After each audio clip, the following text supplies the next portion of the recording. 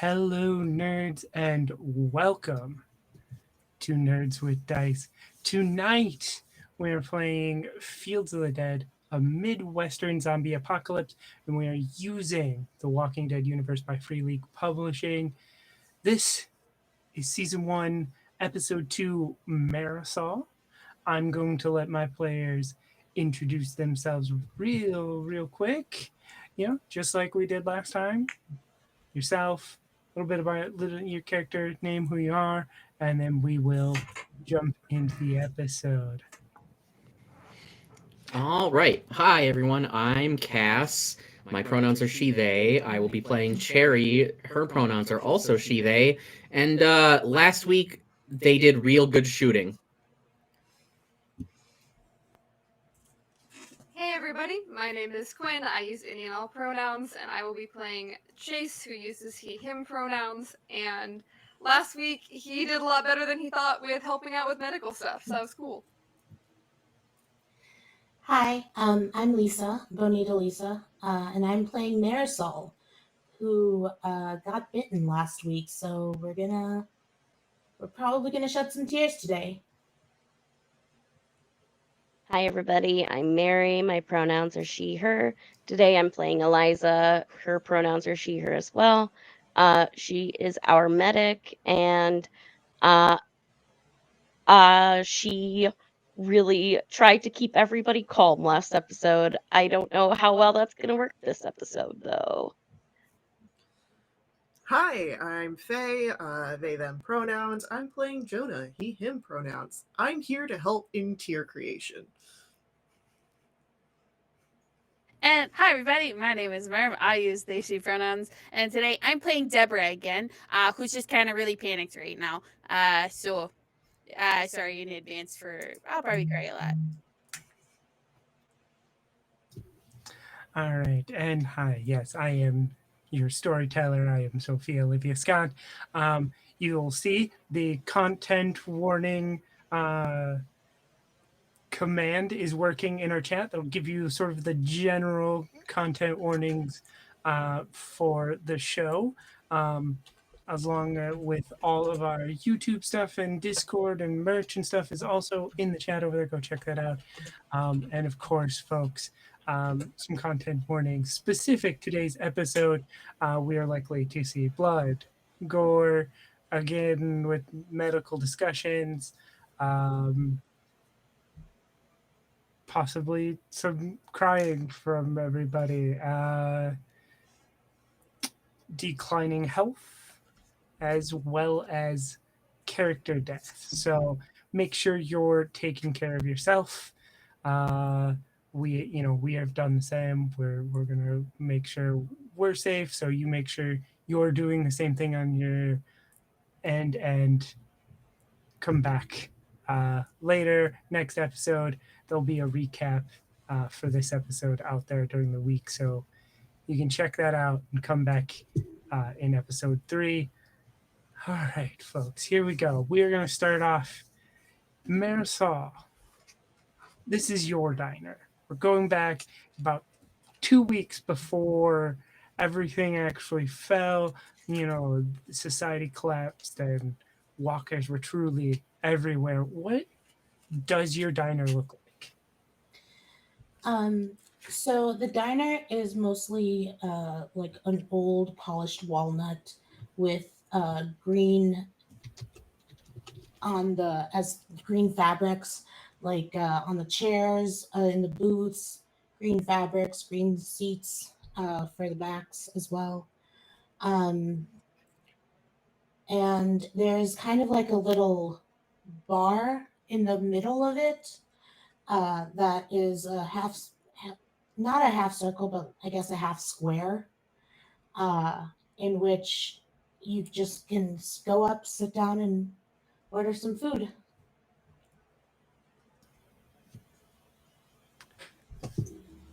That's great. So it's later at night. Your friend and longtime customer Marley walks in. Same thing almost every night when she comes in, right? She looks tired, exhausted, She comes down, she sits down. At this point, this is, you and Marley have done this over and over and over again. Do you ask her order? Do you just kind of have like her usual stuff sort of ready to go? What's the deal? Um, I think at this point, I would probably have an idea already written out and ready to go, like as a order ticket, because she's ordered the same thing so many times. But I'll still always ask her what you in the mood for. Oh, you know, usual as always. Tickets up, and she'll hand that over to the cook. Does Marisol have like little like a TV up for customers to like watch?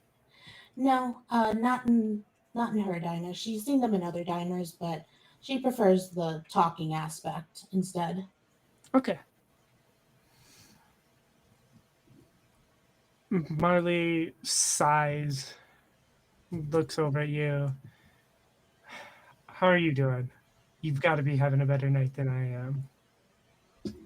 Uh, well, I'm here. That's about as good as it's getting tonight. I've been here since 7 a.m.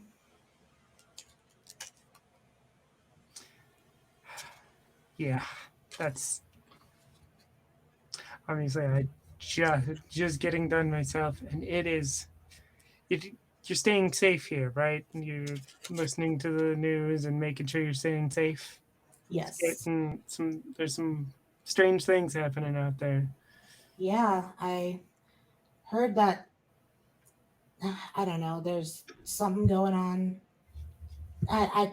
The guys in the kitchen have a radio going, but uh, it's too far away from us to really affect us. So, I'm barely staying tuned in.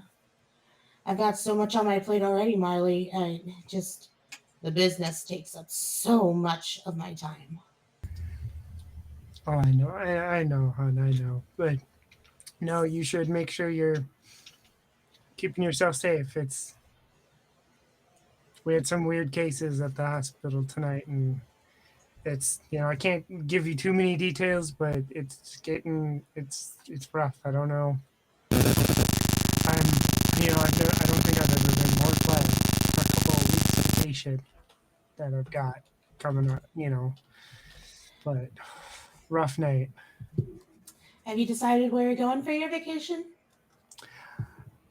Well, we were gonna hop on a little Caribbean cruise, but it seems like a lot of that stuff's canceled, and I don't want to be with some of the reports of what's happening. I don't want to be trapped on a boat for that, so we're just gonna stay home. But it'll be nice to relax. Yeah, you can tune out the world for a little bit at home at least, and not have to deal with all those weird cases you're mentioning. Yeah, yeah. Marley goes quiet for a little bit. Just kind of relax. Takes in the diner.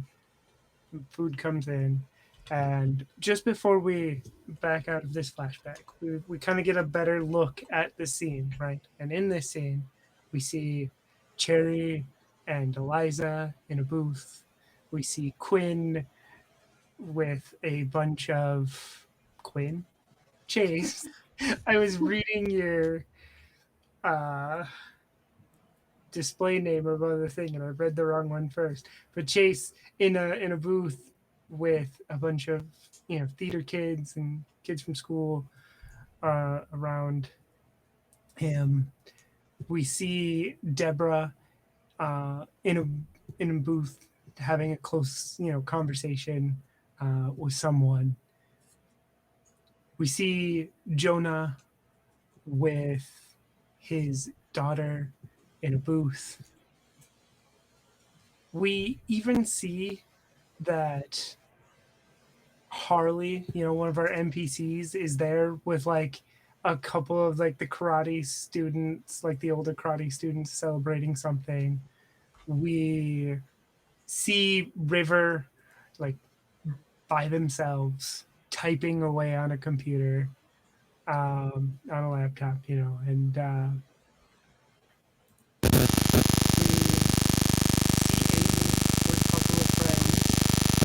chatting it up. We see Vivian there with her parents. And we pull all the way out of this flashback into the hardware store. Things have calmed down a little bit, but Marisol has been bit. For now, she is stable.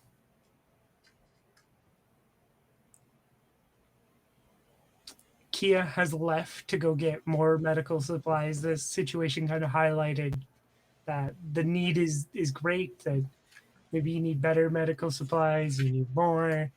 Kia left on their own in hopes that they'd be able to move faster by themselves. The situation has been stressful, so I'm going to have everybody but Jonah take a stress since Jonah is not here for this.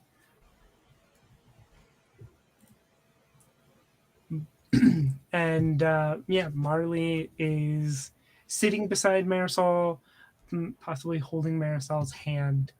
Marisol, you don't feel good, right? Like the infections may be starting to kick in a little bit. You're getting a little bit of a fever. You also just lost a lot of blood and stuff from the attack. So you're not feeling that great. What is everyone's sort of reaction? I'm going to start seeing some reactions in the aftermath of this.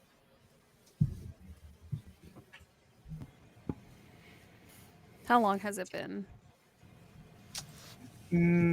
I'll say maybe an hour to 2 hours. Deborah is not in the building anymore then. Okay.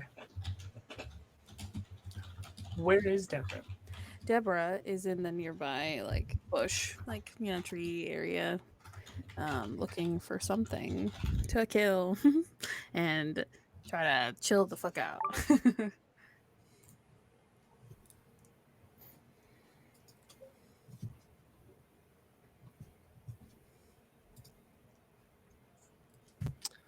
Okay. Roll a scouting roll.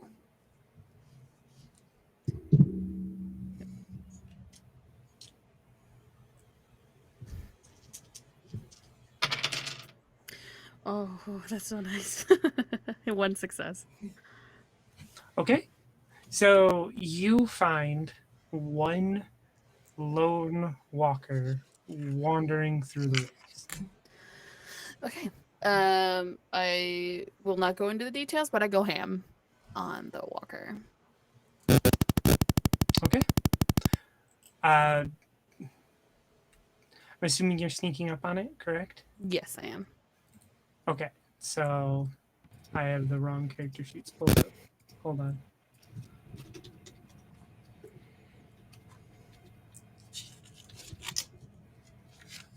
What is anyone else doing while I have the right details pulled up? Get the right details pulled up.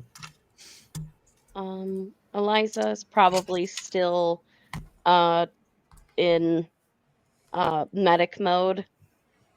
I think she's making sure Marisol is comfortable, trying to basically do what Marley usually is the primary as far as how our roles go whenever anyone's injured or hurt, but I want Marley to be able to be where she needs to be right now. And so I'm just trying to take it on, check everybody else, make sure they're okay. She's just kind of like a busy little bee right now of being everywhere all at once.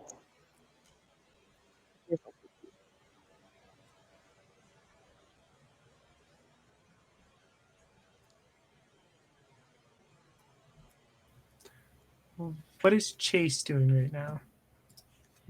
I think almost like not as busy and not as like moving around and doing anything helpful as that. I think just kind of hovering awkwardly. Like there's one person doing the really important medical stuff, and then there's one person kind of checking in on everyone else. And in theory, he could be like backup for any of them. So he's kind of just like every now and then he's like behind Eliza, and then he's not, and then he's just kind of like bouncing around to different places, but not doing it. Like not being helpful, not doing anything, just kind of standing there, hoping maybe someone will tell him what to do. But if no one does, he's just kind of like standing there awkwardly, waiting to be given some kind of task, waiting to see if there's some kind of way he can be helpful.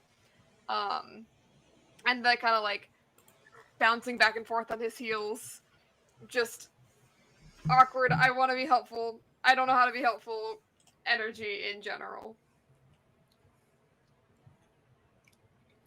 Well, Chase is in luck because Cherry is spending their time kind of delegating tasks and trying to keep too many people from crowding around and being anxious and being in the way. So Cherry would definitely give Chase something to do, like even if it's just, yo, go out front and just stand watch. Like after the third or fourth time you've just gone back across, just like you're kind of pacing, Yeah. and you're not helping anyone by doing that. Please just go outside and have a watch for a bit. Like watch out. Yeah, absolutely. I think you catch him like mid pace, and he's like, oh yeah, sure, yeah, I can do that.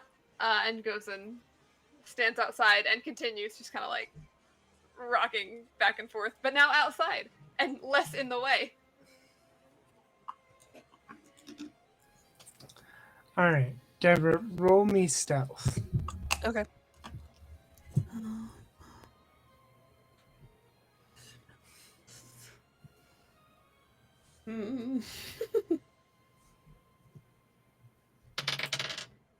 I did not succeed.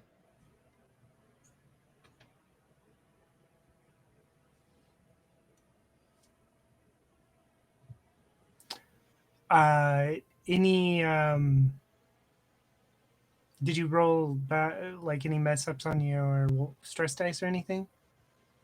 I've been forgetting to roll stress dice. Nope. Okay. So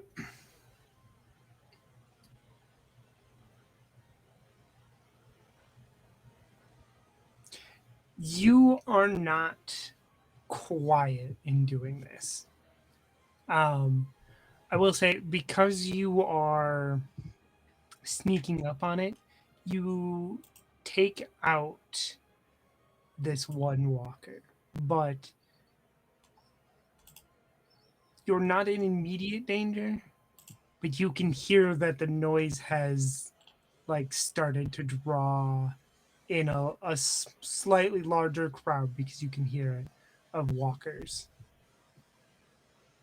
Noted. I'm still gonna. I'm not really paying attention to that. Like I acknowledge it, but I'm a little busy, so to say.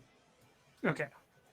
But yes, this will reduce one stress for you. As a note, remember, to reduce more stress, you'll have to do a one-on-one with an anchor to before you can do a solo activity to reduce more stress. But you do reduce one stress here, and we are going to cut over to Jonah for the first time. Jonah, you are. We're actually gonna. No, we're not gonna go back in time a little bit. We're gonna. You. A couple hours ago, you heard you were on watch with I believe it's Presley. Am I getting that right? Presley is correct. Okay, yes. You were on watch with Presley. You are close enough at this haven that you're at, that you heard Cherry's gunshots. That was a couple hours ago. So there's a little bit of like, your people, Chloe, Alec, and Alex, haven't returned, and you heard a bunch of gunshots. So there's a little bit of a panic and stuff. But before we get into that scene, what does Jonah look like? Jonah is he's a young man, about 28, looks older in the eyes. He's seen some things. He has a scar on his face. It seems well healed. It happened before the fall. He wears glasses, green eyes, uh, tanned skin from being outside often. He's starting to grow some stubble. Being clean shaven isn't his first priority these days. His hair is starting to grow out. Most of what he wears is typical of what the fashion of the fall is. It's meant for function and keeping warm, keeping quiet, and keeping you covered in case of a scrap. But one thing that sort of stands out is that on his left hand, on his ring finger, he's still wearing what looks to be a wedding ring, and it's fairly decent in its condition. White gold, platinum kind of haloing around yellow gold center. Very different than everything else that he's wearing.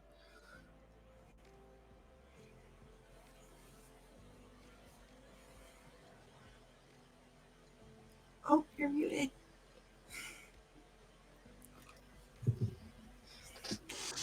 It's got to happen at least once, right? You are in the relatively new location for the LGBTQA community center. They had just moved before everything happened. Most of the people in this group are younger, young adults, like 18 to like 24, right? There's one person, Tasha, who is roughly the same age as Jonah. When Jonah arrived, she was sort of the de facto leader of the group. Does Jonah help try to like take over as the leader, stay back? What's Jonah's? Jonah is definitely there as sort of like, I don't think he would sort of put himself as like tippy top of the hierarchy unless that was placed upon him. But due to helping out with the scout troop as one of the parents, he's definitely there to sort of help take charge and lead things when there's questions and tasks to be done. Okay. Everyone is there's a lot of chatter happening. Like there's two obvious camps here, right? One camp wants to go see where Chloe, Alex, and Alec are, right? And on the other side, people who hearing the gunshots, are worried that it's too dangerous. And Tasha is divided because she wants, you know, to get Chloe, Alec, and Alex back, but she also doesn't want anybody else to potentially get hurt if that if they're hurt. And she's clearly torn.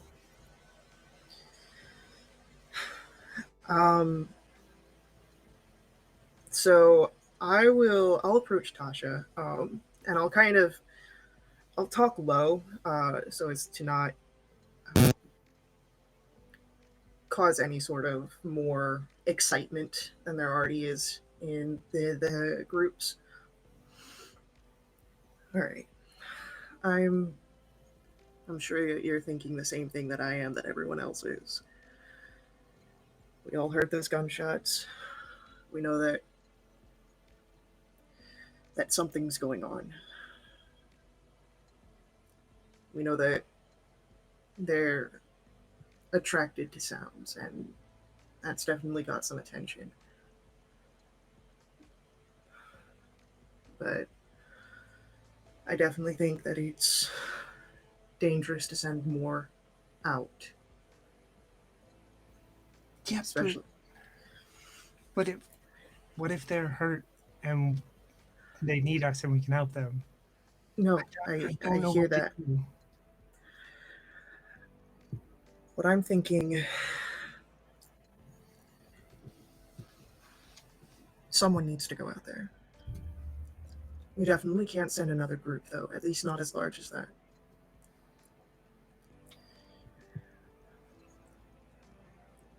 What are I'm you? okay. I'm okay with going out and looking, seeing if I can find them. Okay. I don't know. I mean, you're telling me you're okay, but like, you're here with us now. I don't want you to get hurt either. Like, are you sure? If I need to get away, I can. But if I find them, if they're in need, if they're in trouble, I know that I can get them back. Okay. Yeah, it's a good compromise, I guess. There's no good situation here, right? There hasn't been for a bit, but Yeah. I know that you can hold things down here, keep everyone in line, and I'll do my best to bring them back. Okay. Yeah.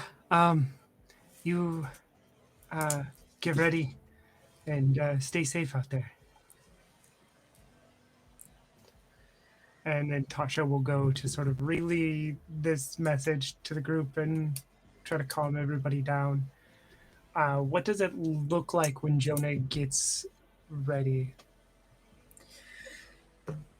It's very sort of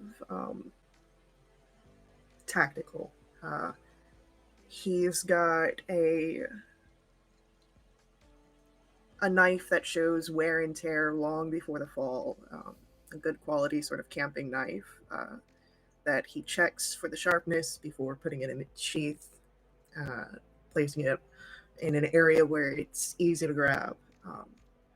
He gets his bow and the few arrows that he has in his quiver, places the fire axe that he grabbed in case of the emergencies on his back, and just sort of make sure everything is set to go. Double knots the boots, tucks in the laces. And then before he heads out, he's going to go find Presley.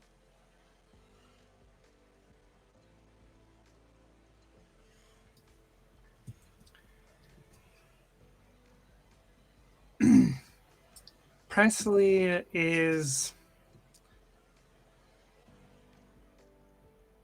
separated from the group and has found like a place to sit. Has like one of the well-worn books. There's only like a small amount of books here, but Wesley has one of the ones that has been sort of been used a lot, especially since the fall, as people try to keep them stuff. And he's absentmindedly flipping through the pages. Jonah will approach and then sort of not trying to be quiet, as in like a sort of stealthy, just quiet enough. Take a seat next to Presley and, hey kid, I'm sure that you've already heard from Tasha about what's gonna go. Yeah. Yeah, I heard. I'm not sure it's a good idea. You could get hurt out there too. I'm not saying that it's not a possibility, but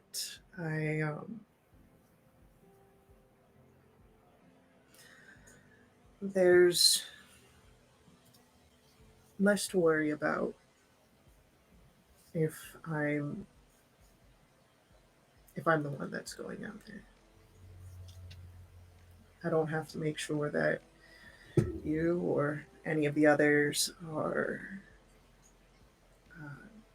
out of danger, and I can move quickly. I could If go danger, with fine. you. Watch your back. I know you could, but I want you here. I want you keeping watch, because if I come back and I have them and it's not good, I trust you to be able to spread the word quickly. Okay. I'll be on the roof then. I'll see you coming. You're gonna stay safe, right? Of course I am.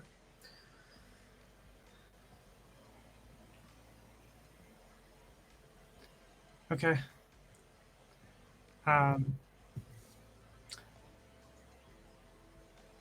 Yeah, I think I'm gonna head up there now. Okay. But I will be up there until you get back. All right. I'll be back soon.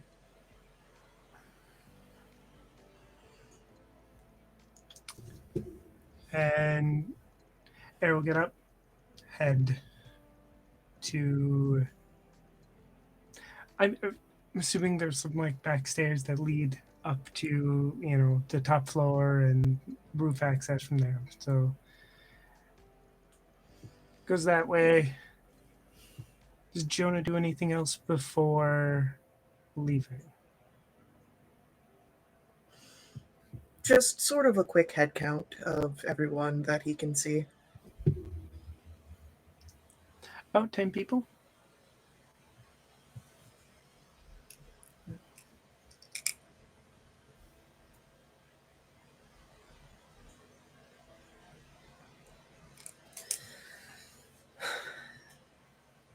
But that's it. He sort of gives a nod goodbye to anyone that sees him leaving, but and then looks at the roof after he's out and is on his way.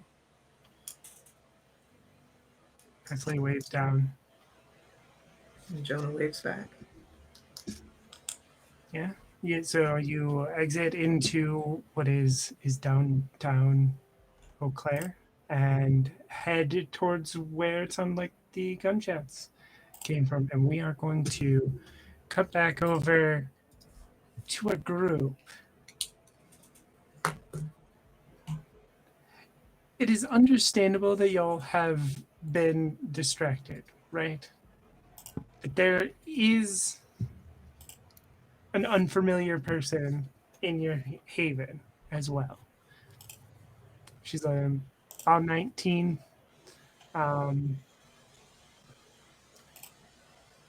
I knew our description in my head, but I don't remember what it is. But about a 19-year-old girl. Not very like nothing flashy in terms of dress. It's just like a pair of jeans that's a little ratty now, and a hoodie, shoulder length brunette hair.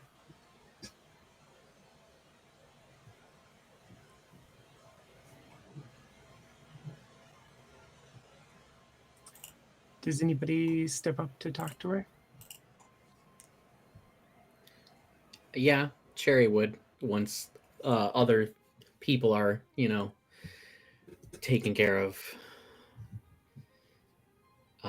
Cherry will go and maybe similar to the last conversation with Kia, except this time like Cherry sits down next to this person wherever they have been put for the time being and offers another Hostess cupcake because you can't say no to those.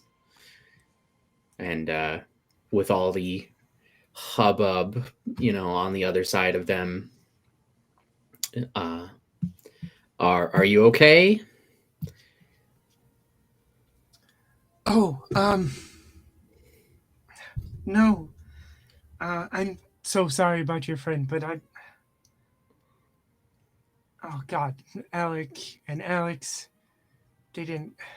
We just need to get some food, and now I just got my pack. Their packs were with them, and oh God, yeah. I'm so sorry about your friend. You tried to help us, and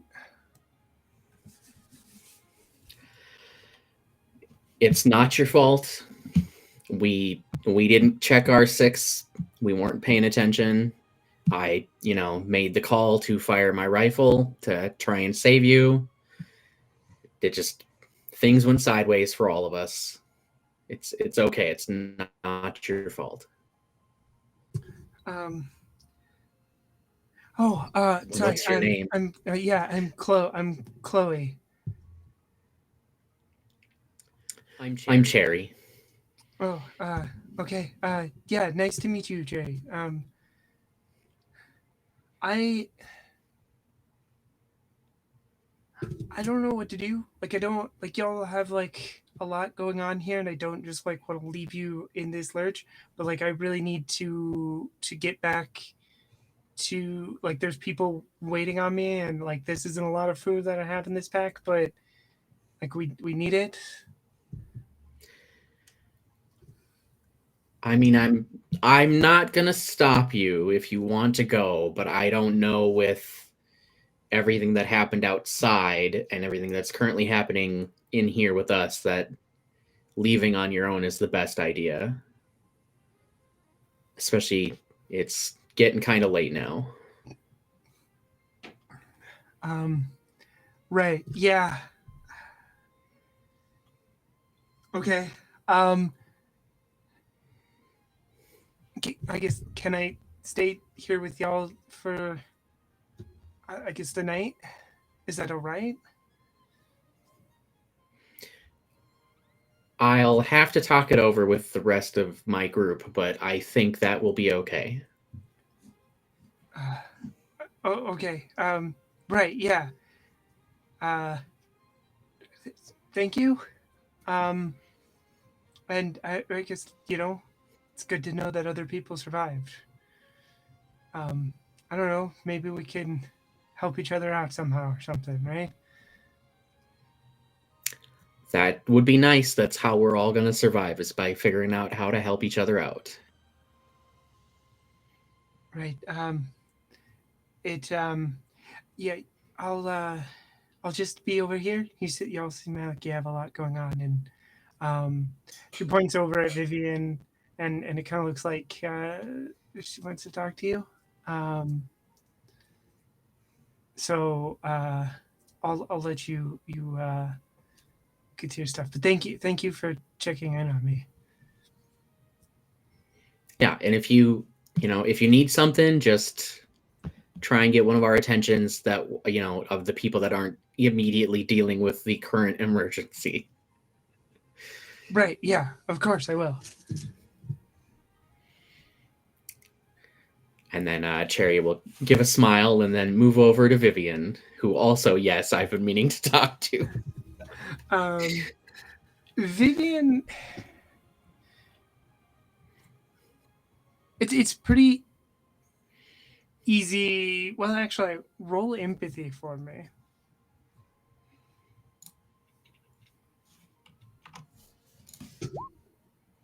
0 successes and a mess up. Good job, Roll20. Thanks. Something I'm supposed to be good at. I rolled many, many dice. And because you messed up, you can't push it either. Okay, so. Ooh.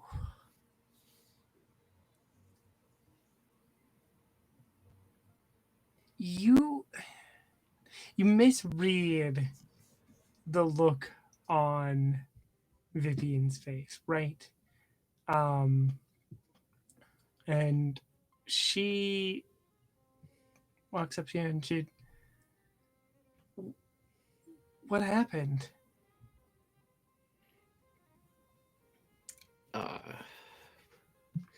We were making our runs and we saw this group of people being attacked. There was a bunch of walkers and we weren't careful enough, and Marisol got bit.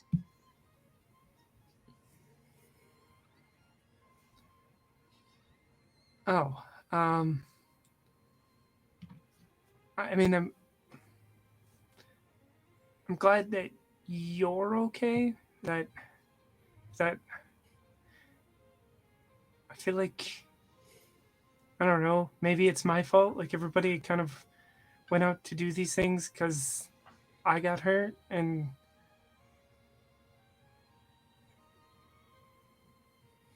I don't know. I got, I got hurt. I wasn't there to help watch everyone's back, and now Marisol's hurt, and I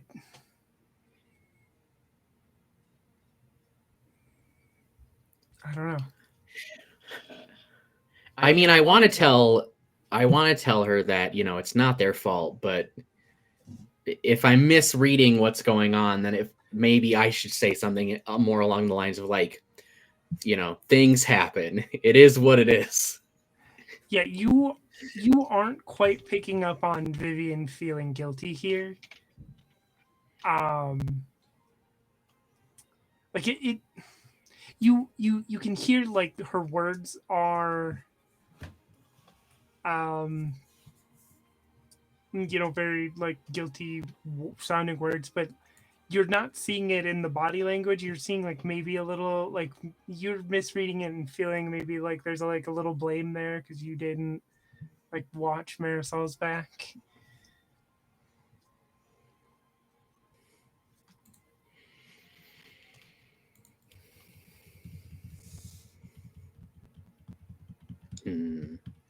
Yeah, I think not picking up what she's saying entirely. I think rather than being comforting, which is, as a player, what I think would be more appropriate, I think Cherry is just like, there's kind of that middle distance stare for just a moment and just like remembering something else from Cherry's past, like shit happens. Right. Okay. Well, I'm gonna go. My ankle still hurts, so I'm gonna go sit down. I guess.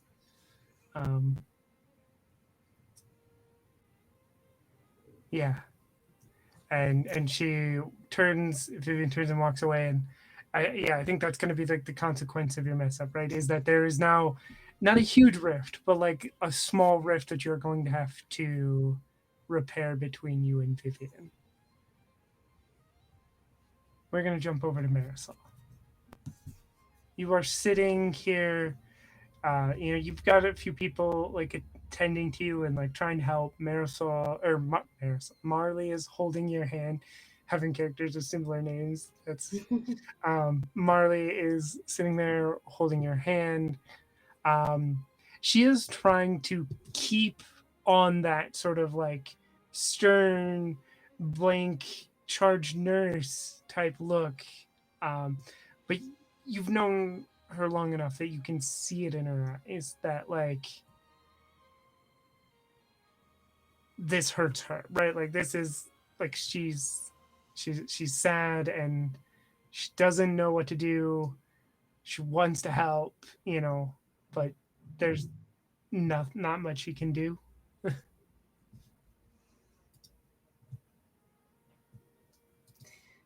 Marley, hun,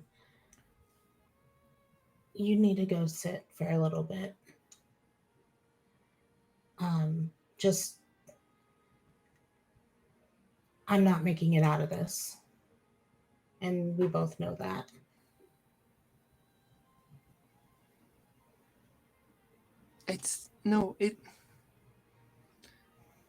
I want to lie to you, tell you everything's going to be okay.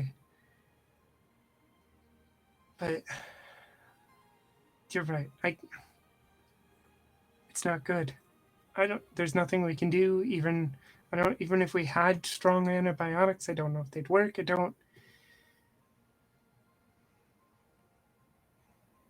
Do me a favor. Go get my frying pan. You're okay. And she will run over to the other side of the hardware store and grab your frying pan and run back. Okay. Yeah, here it is. Do you know this is the last thing left of the diner? I didn't actually even know it came from the diner. Yeah. I grabbed it on the way out when everything just kind of fell apart. And this is. I worked so hard, Marley. I worked so that I could own my own diner. And it isn't fair that this is the last piece of it.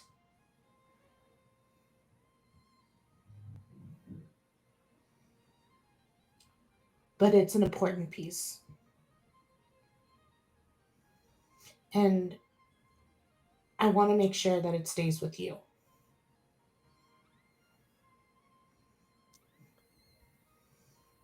Yeah, I'll keep it close. I'll take care of it.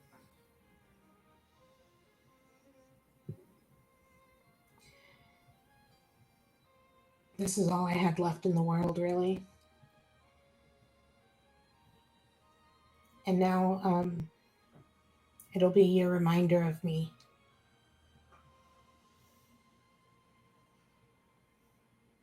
Yeah,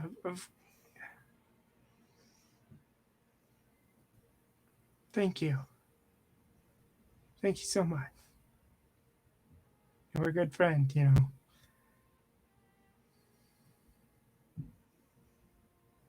You should rest.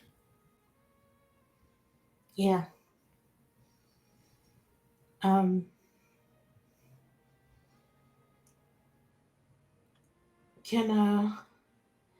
you have Cherry come over? Yeah, of course.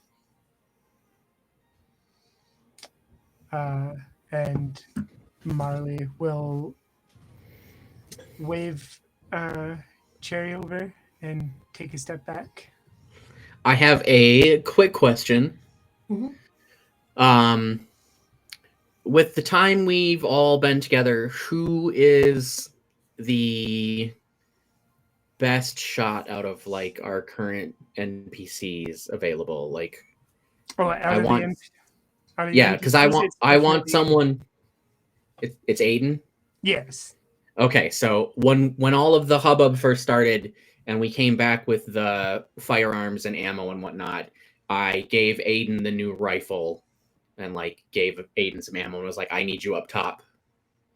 Just so we have that position dealt with. Yeah, and Aiden, takes it, checks it over. Aiden knows what they're doing with rifles and everything. Yeah, sure thing, Jay. I got you. And we'll grab a walkie and go up to the roof. And then I'll go talk to Marisol when I'm asked to, when I'm get words, English. I will go talk to Marisol like has been requested. Thanks, brain. There we go. Hey, Cherry Cherry. gets. I'm assuming like it's a low cot, so Cherry gets down like on their knees and like takes your hand, Marisol. How are you feeling? Don't worry about me. Well, that's going to be a problem because I'm going to worry about you up until I can't no more.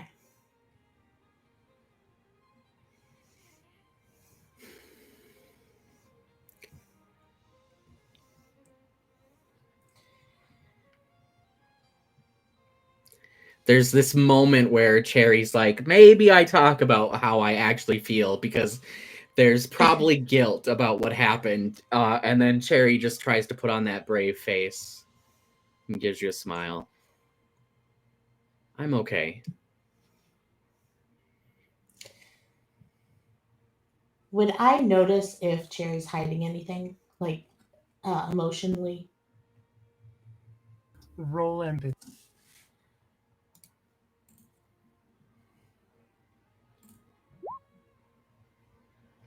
Okay. 1 success. Yeah, you probably figure something's not. Yep, with 1 success. I guess is Cherry actively hiding? Like, do you want this to be a contested roll? I suppose it could be. I don't think it needs to be a contested role. It's kind of just that whole thing of like, Cherry thinks it's partially their fault and doesn't want to dump that on Marisol with what's going on. It's probably real easy to read, honestly.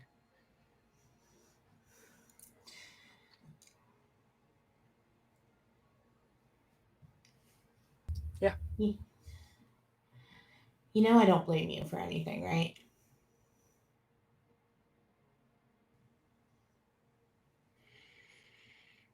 I appreciate that, but it's I'm blaming myself. It's my own damn fault. I should have just ran. I just instinctively tried to pick up my machete, and that was with the ones behind us. I just didn't.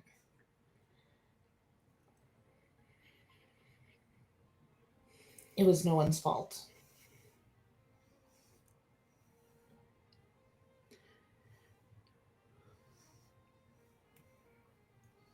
I mean,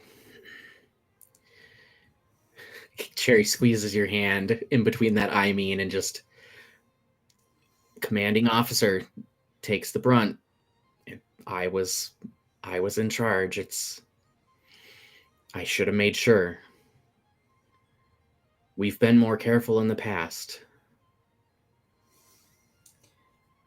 Well, speaking of commanding officer, I have a request for you, and it's a hard one.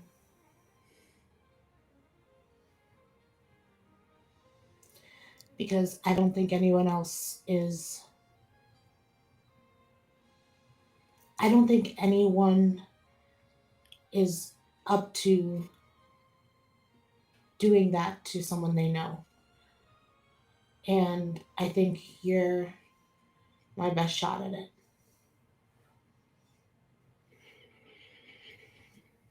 I do want to jump in here and say that everybody, you do know that like there is a brief moment between when someone passes away and between them waking up. So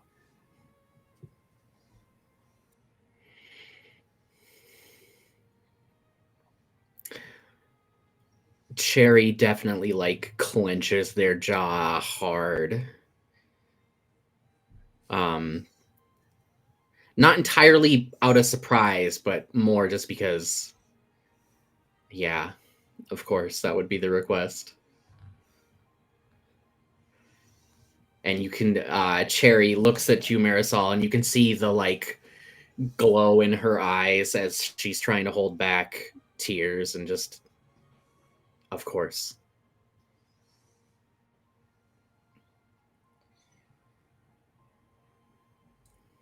It's a request I wish I didn't have to make. And I would never put that on anyone if I could help it.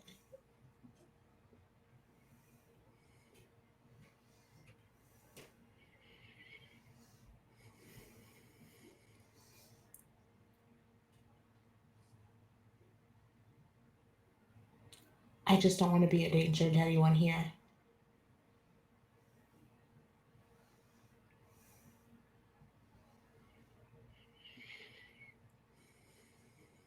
I understand.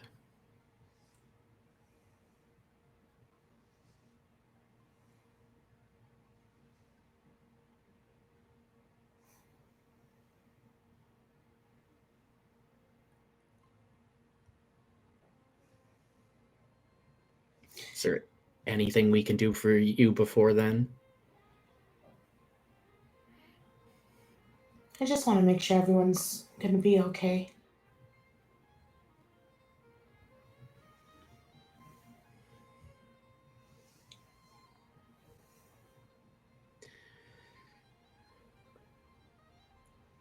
I'll make sure everyone's okay for you.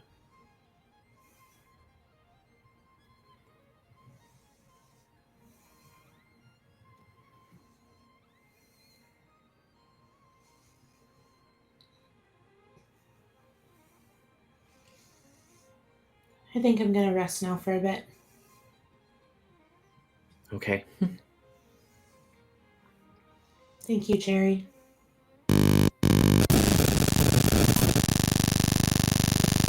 Cherry just moves your hand again before letting go.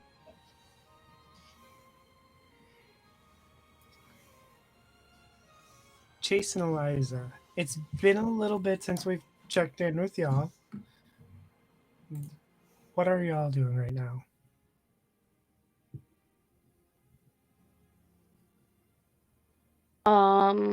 Eliza is probably just cataloging what we have, going through what they were able to collect, putting things back.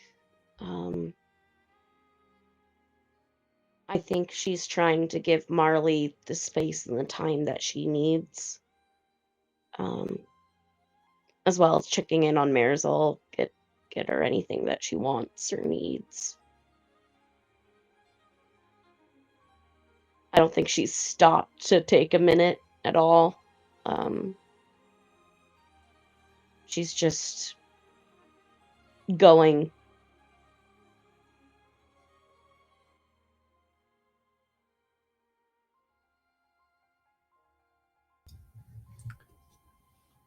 And what is Chase up to?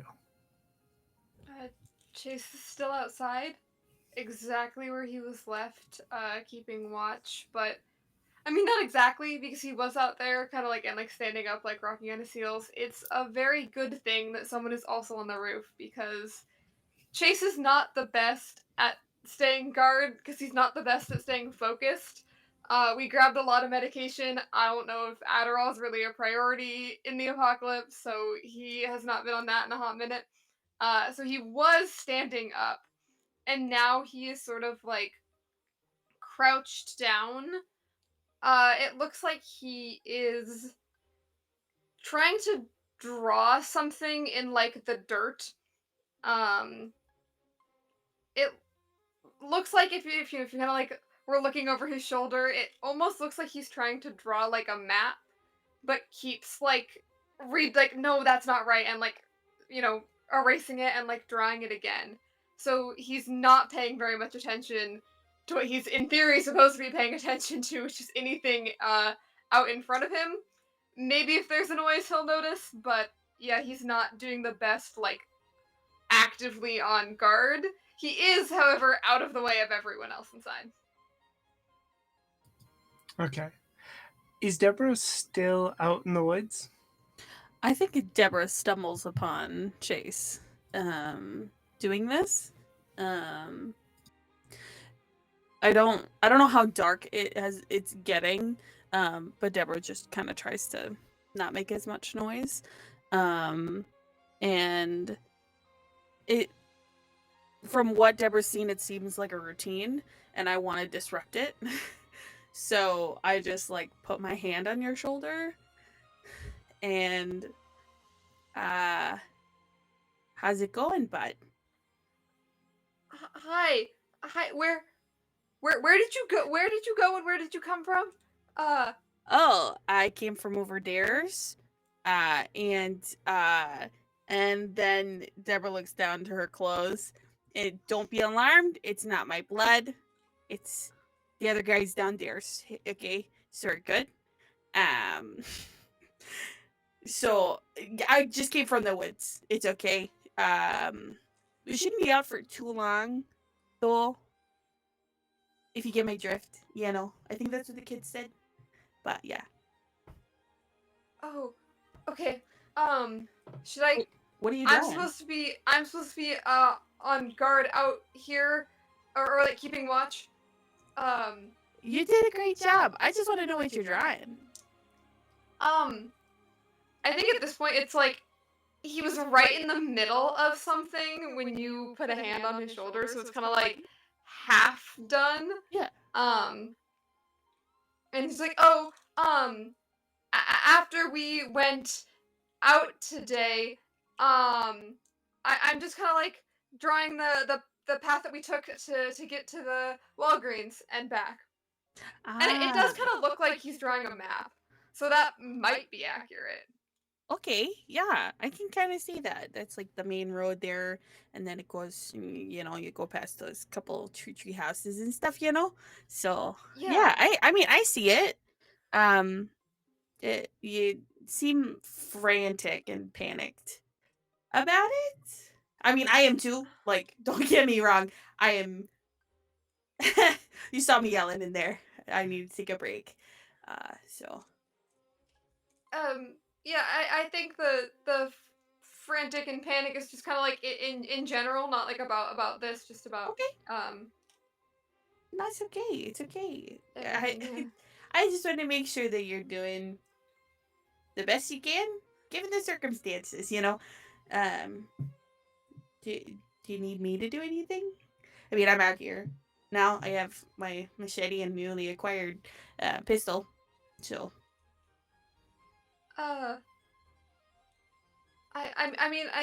I guess we should should we be keeping watch like more? Did you draw attention this way?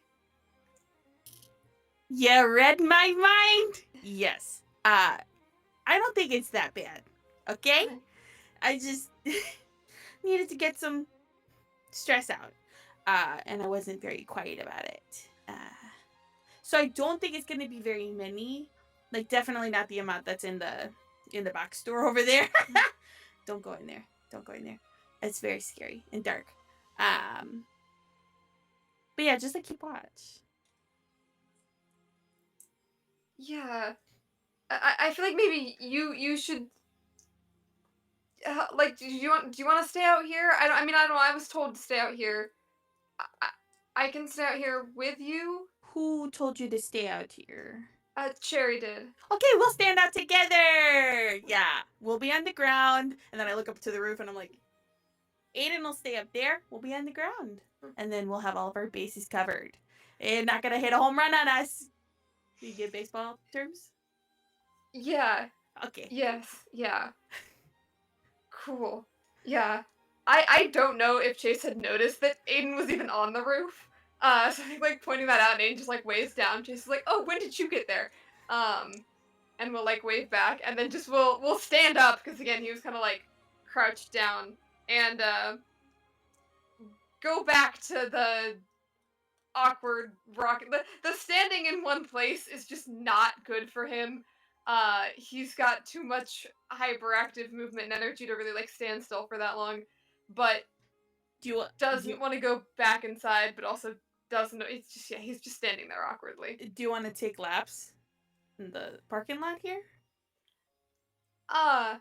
Is that safe? I mean, there's two of us. It's better than one of us. That's what I say. That's true. Yeah. Especially And we can kind of keep a closer eye on whatever was accidentally heard me earlier. Oops. Yeah. I think Chase will kind of start to like pace back and forth from like one end of the storefront to the other, and kind of like we'll do it. I think now is a little bit freaked out, just by generally what might be coming next. It's okay. I think you'll be okay. And we'll like kind of go walk to one end and like look around, and then turn around and kind of like pace back the other way and look around. So just doing the same kind of like extended pacing that he was doing inside, but now he's doing it outside.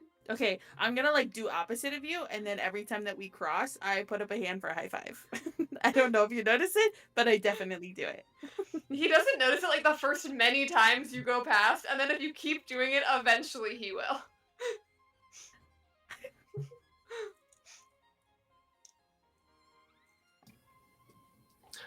All right. We are going to fade out. And for a moment, we see, Jonah walking among the streets and get like a back view and of, the crane shot of Jonah kind of walking among the streets, trying to follow the tracks of Chloe, Alec, and Alex. And then it fades in, and we're back in the diner with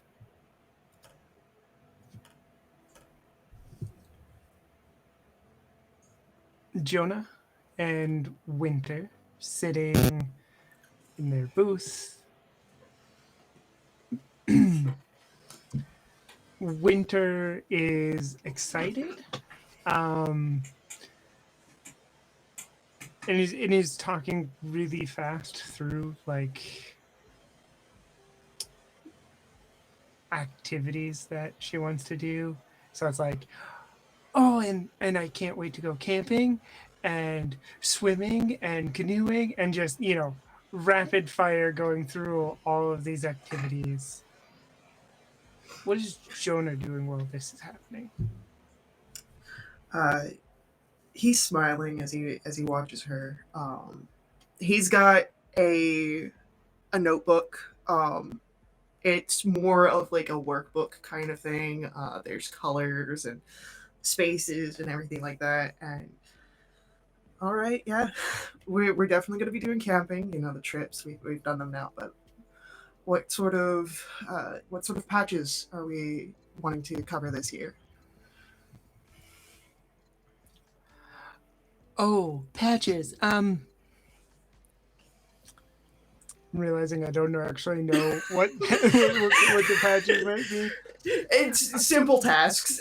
You could have like fire building patch, all sorts of camping stuff. So like a canoeing patch would definitely exist out there. So. Oh yeah, I want to get my canoeing patch, and if they'll let me, the fire making patch. They wouldn't let me do it last year. They were worried I'd hurt myself, but I'm hoping to do it this year. And the wood carving one, and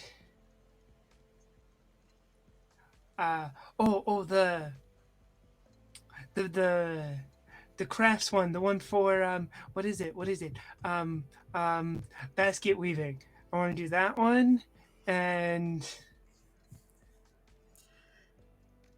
like you could like she's trying to think of more patches that she wants, but Everything that she says, Jonah is writing down. And we've got plenty of time to work on these ones and anyone that you want to come up. You know, yeah, I think we can start with definitely a few of these, and maybe some of the other girls in your troop are going to be working on similar patches, and we can see if we could, do it all together at one time. this is the scene that you walk up to, Marisol, in the diner. Hey there. Good evening. Can I take your order? Are you ready? Do you need more time? And Jonah looks over to Winter, and I don't know. Are we changing things up today? I want to get chicken strips. Chicken strips is a great choice. I'll take an all-American burger. All right. I'll get those ready for you. And did I hear something about patches? Are you in the Girl Scouts? Yeah, I'm in the Girl Scouts. That's great. If you want, when the time comes, you come sell those cookies in front of my diner, okay? Oh, thank you. Yeah, All right. that's coming up. Yeah, let me go put your order in, and we'll get it to you right away.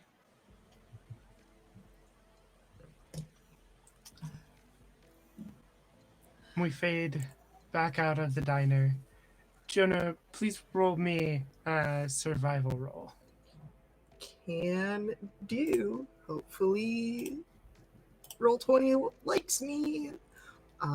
Survival. And I don't have any penalty dice. No successes. Okay. You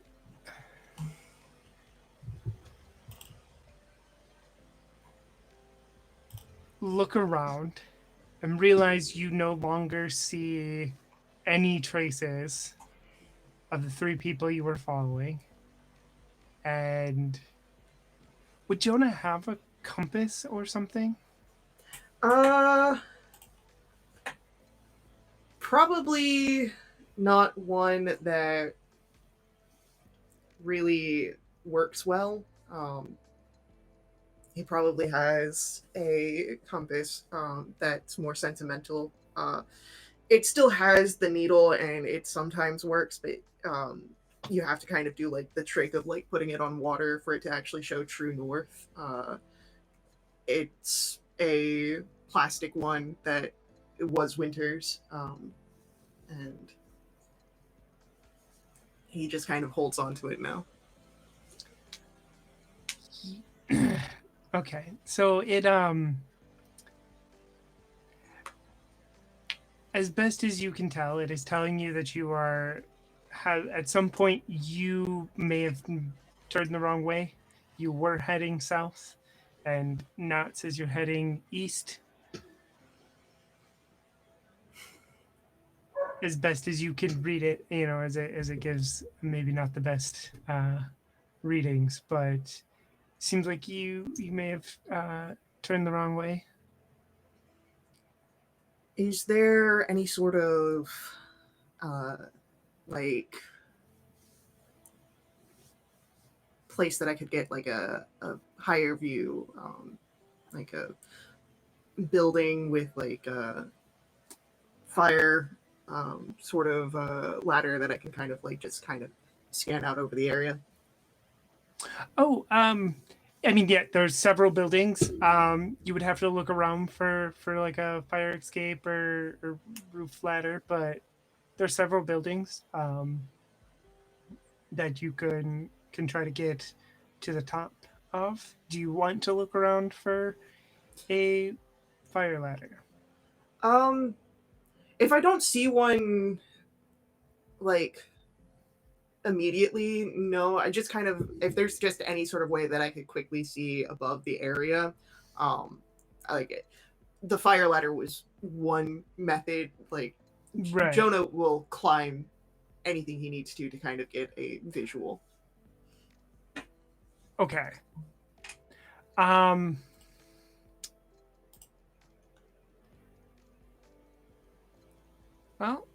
roll me a scout roll, and we'll see what you see. I suppose that is sort of what dice are for, huh? Ooh, 0 successes. I'm just not rolling good today. You don't see one. Okay. Do you keep going the same direction you're going, or do you change directions? I'll start trying to course correct while I'm looking around. So start moving more.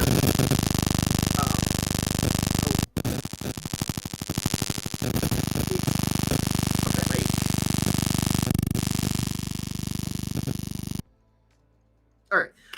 So I start course correcting to try and get back on the southern direction that I had set out on. Nothing bad happens here, but you start, getting yourself course corrected. You're looking for tracks, and we just kind of see that, like, while looking for something to climb up on, you miss one hidden, like, behind like a dumpster or something, just because you're trying to look for too many things. But you are back headed south again. Eventually you come to West Claremont. Big highway, big 4-lane highway. And then on the other side, there are a bunch of buildings. You can see like a big box store and stuff. And you can also see a decent sized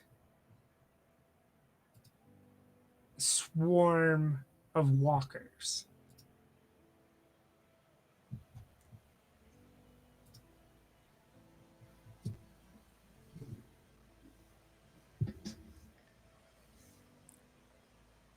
All right. Don't want to get close there.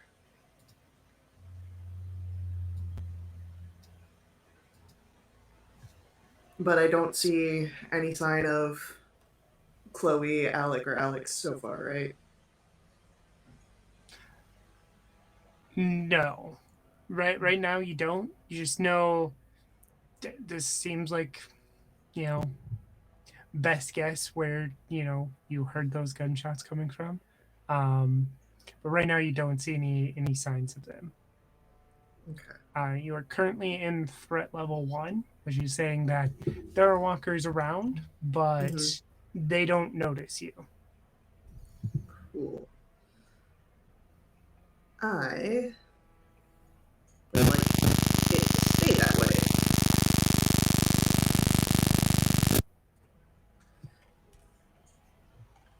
Is there...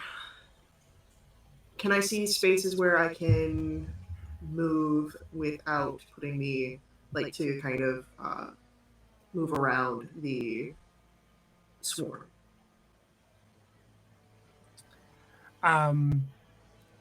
Yes. There are spaces that you would be able to, like,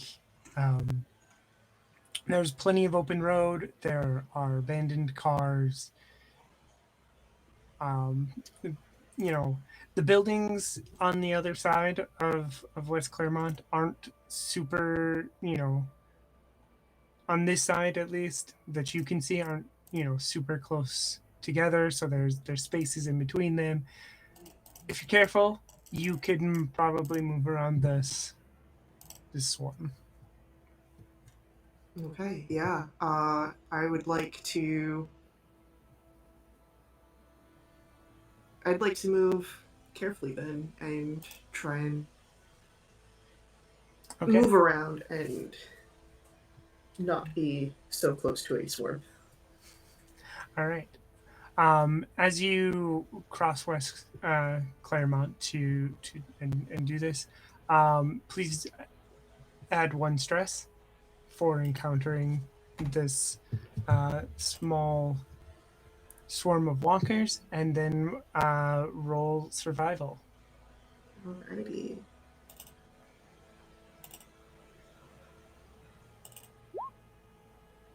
I got a success.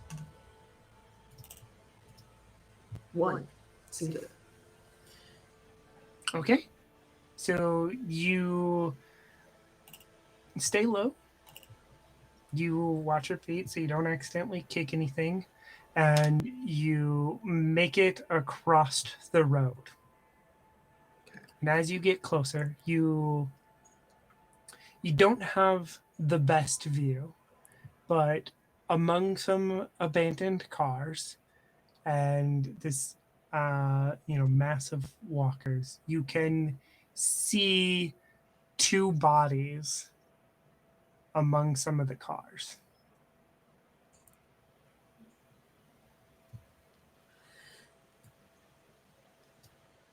He's But going for it. they are a lot closer to the swarm. He sees 2 bodies. He's looking for 3 people of his. He's gonna go for it. He's gonna get over there. Um, he's still gonna try and keep quiet, but um, he's got to get over there. Okay. Roll stealth 1 more time.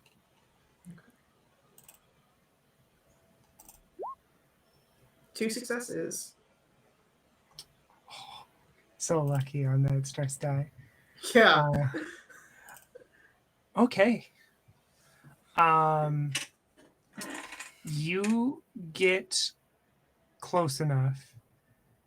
Like this, you are too close for comfort with this swarm, right? But you can see they're not just bodies anymore, but they're both sort of trapped on the ground or something.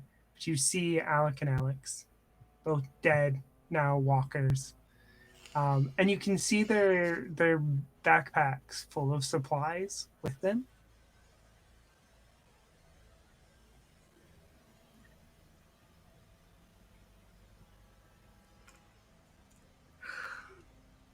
There's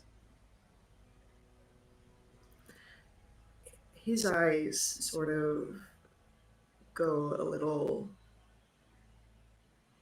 unfocused seeing this as he reaches for the fire axe that's on his back.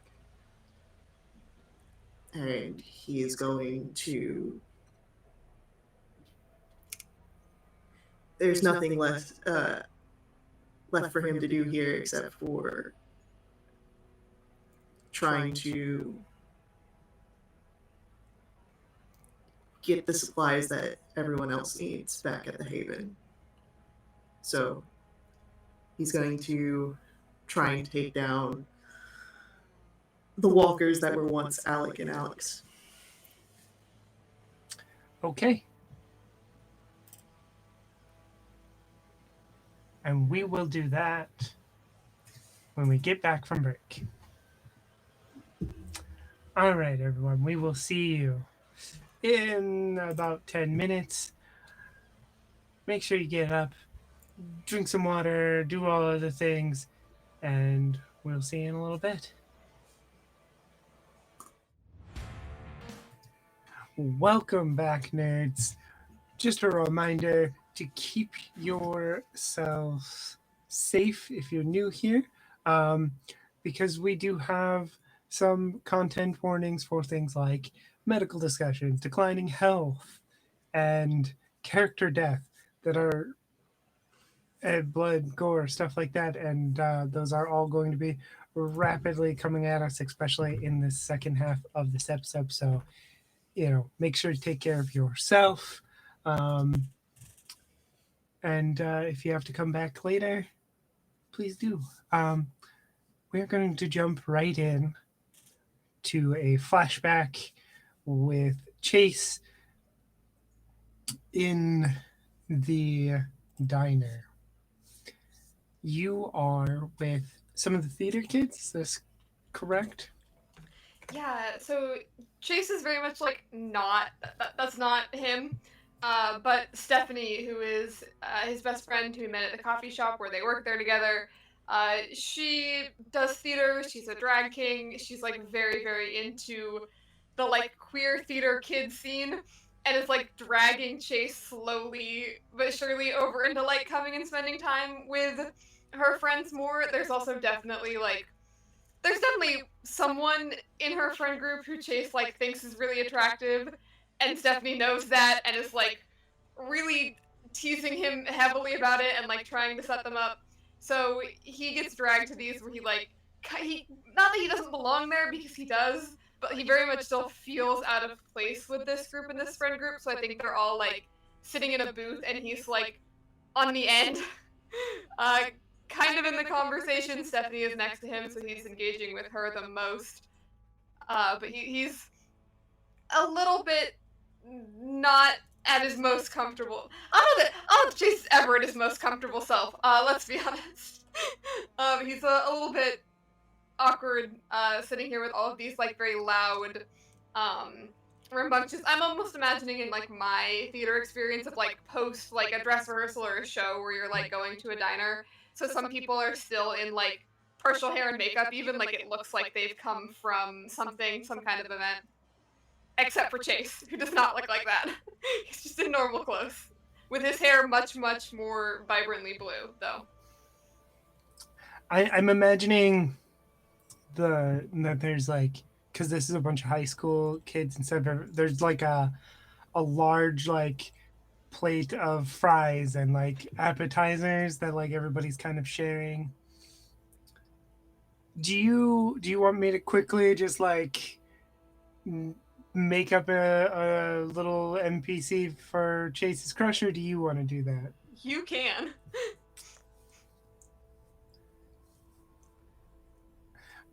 So I'm imagining at least there might be more like of these kids, like spread out at other tables, but at the, where you are, there's like 5 of you, and across from you is Dell, and they are like very passionate, very like elaborate discussion of the themes of this play, sort of to Quinn, or not to God, to Chase. I read the name again and screwed it up. To Chase, and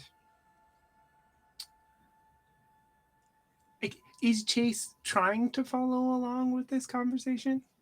Yeah, this is definitely something like the benefit of having a best friend who's also in this. Like, Stephanie has already tried to explain this to Chase before, so he has context. Like, he's not totally lost, but this is far more in depth on like the deep themes and like the underlying analysis of like, and this is a metaphor for this and means this, and he's like trying really hard to make those connections in his brain, but they're also definitely like mentioning things that are just going right over his head. And I will say, just to by this point, if it's 2 weeks, are we still 2 weeks before the fall? Yes. So Chase would be college, not high school. Just to be clear on age, yeah. Yep. Nope, that's a good point. That is a good point. College kids, the appetizers and stuff at the table. It's still the same, yeah. I think it's still about the same. College, high school, you're still sharing a big plate of fries. I don't think that changes anything. Yeah. Okay. And the whole time this is happening, Stephanie is sort of elbowing Chase under the table. Like, if Chase if there's like a long pause, like Stephanie's like, "Hey, say something." um, Marisol, do you stop by the table to see if they need anything else? Yeah. Uh, Marisol would walk up and just, how y'all doing? Hi. Oh, we're doing great. Thank you so much. Anything you need? Refills? You want to order more appetizers or? Ah, Chase will like try and do like inventory because again, there's multiple tables here, but just having you deal with one person is going to be so much easier.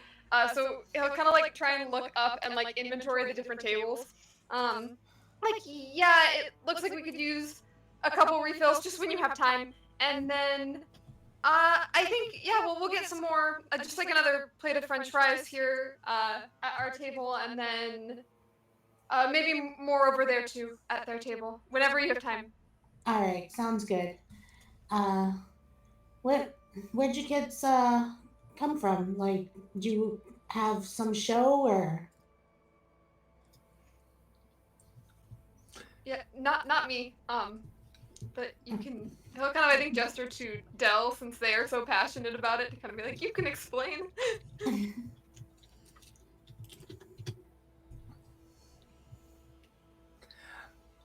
Uh, yeah. We have.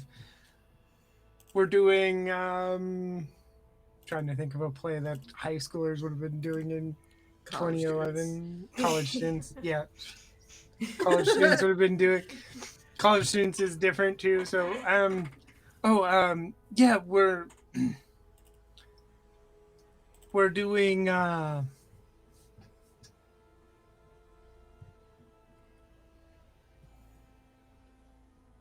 someone name a Shakespeare play for me.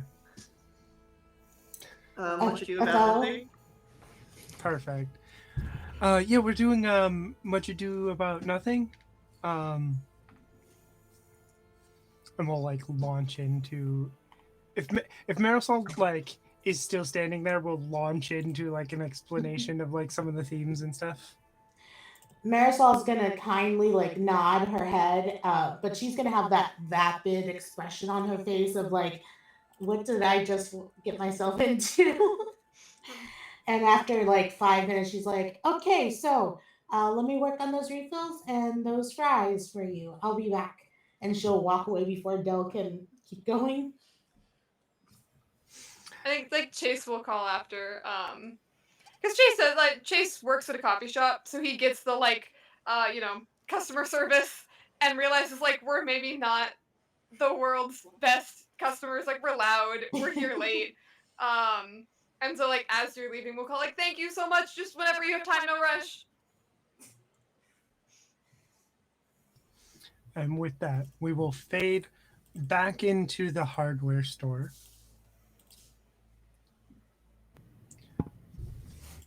Eliza, do you want to talk to Marisol first or to Cherry first?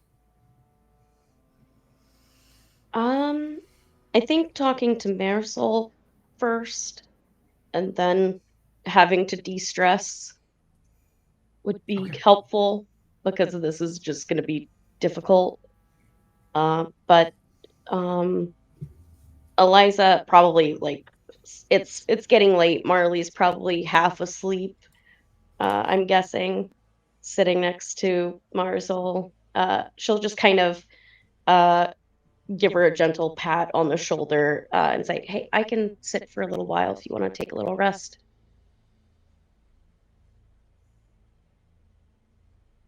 Oh, yeah, thank you. Yeah, I'm gonna go lay down for a little bit. Wake me up if anything happens. Yeah, of course.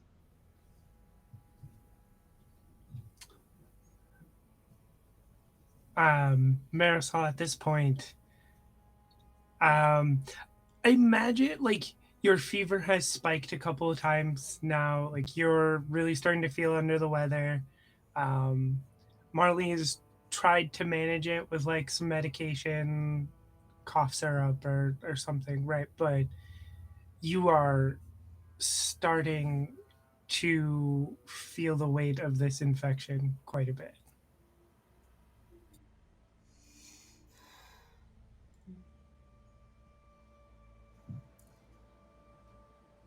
Can I get anything for you? Actually, and she's going to reach into her bag, and it has been hidden away, but she has like a uh, little bag of like Dove chocolates that she's been hiding, that she's gonna pull out and just say, I got these for a rainy day, but I don't think that's going to happen. And this is as rainy as I think it's gonna get. Uh, Man, when was the last time we even had chocolate? Probably when you tried out those chocolate souffle pancakes a long time ago at the diner. They should have sold better than they did.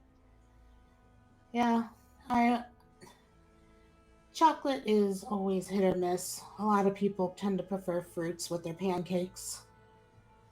But yeah. Thank you. Yeah. This may be the last meal I have. And Marisol's going to kind of look at the wrapper and kind of slowly undo it so that it doesn't tear. And you know how those Dove wrappers always have those like affirmations on there? She's going to read hers out loud. You are the spark that brings joy to others.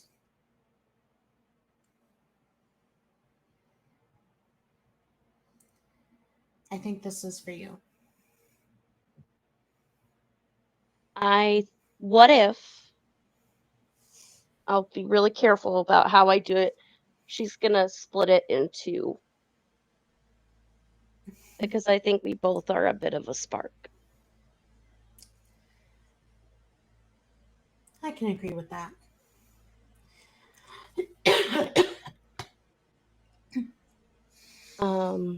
She will offer some water to Marisol, and Thank you.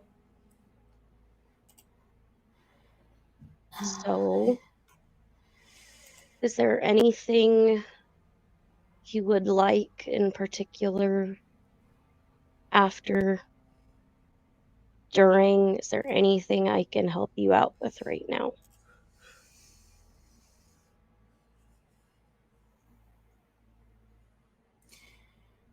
I've already said goodbye to the only thing really that mattered to me. Marley has my frying pan. Um, I know that sounds silly, but It's not silly.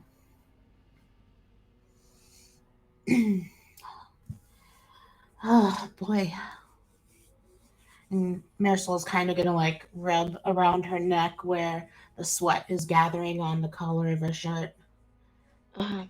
And she'll go and like find little basin that we have like some cool water in, and she'll kind of wring it out so it's like not too damp where it's uncomfortable, but enough to help cool Marisol down. Here. Thank you. Yeah. You've been such a good friend these last several months. I don't think I would have been able to get through it all if you weren't there. Especially cooking, because I'm terrible at it. Did I tell you the time I almost food poisoned Cherry? Oh no. Tell me about it. And she'll launch into this story of how she tried to cook this very elaborate dinner, and like it was a bone-in chicken, and then when they cut into it, the chicken was raw. And of course, she didn't know the rule that you're not supposed to stuff the chicken with the stuffing. So of course, we couldn't eat that either, and we ended up calling into the diner. And she'll finish the story saying, and to this day, I think that's why every Friday we'd order at your place, because that's supposed to be my cooking night. Well, I'm glad to have been able to been a highlight for your Fridays. Honestly, it was tough after my accident, but being able to go to your diner right when I got out of the hospital was the best day ever, and I've never had food that tasted as good.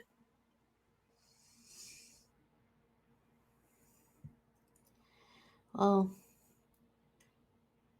maybe you'll have to learn how to cook now, because I don't think Chase is up for the challenge.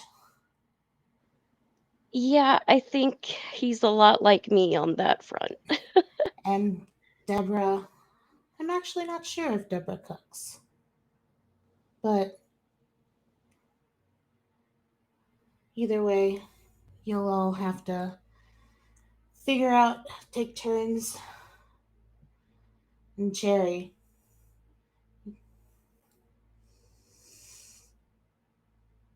We'll figure yeah. it out.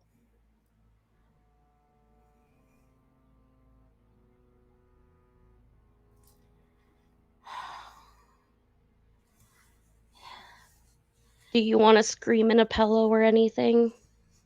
I know No, sometimes that helps me. no, I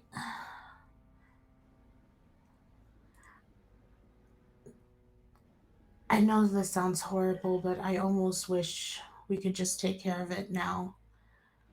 Waiting around for the end is just.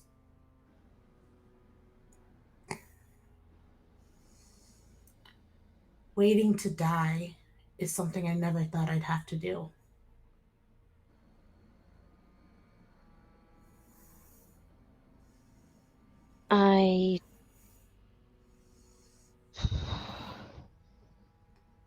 If you needed help with that and you wanted more control over that, I am happy to help you if that's what you need.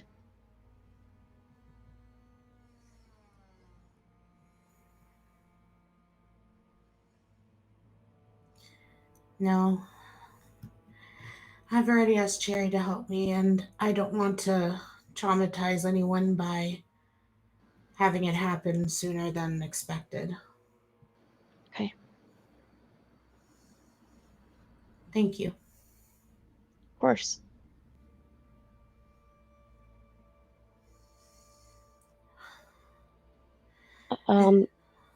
No, go for it. Oh, I was just gonna ask if you had any more water. Yeah, here.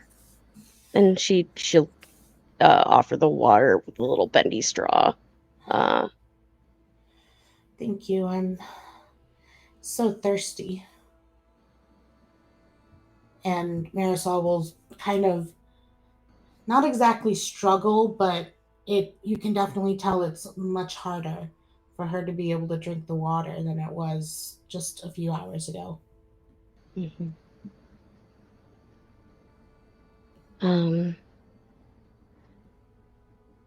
She'll kind of go through things of what to expect, just because sometimes when you don't know what's going on, it can be even more scary. Mm-hmm. Unfortunately, she's been on a few of these calls even before the fall, but at the end of it, we'll say, but you're not going to be by yourself through any of this, okay?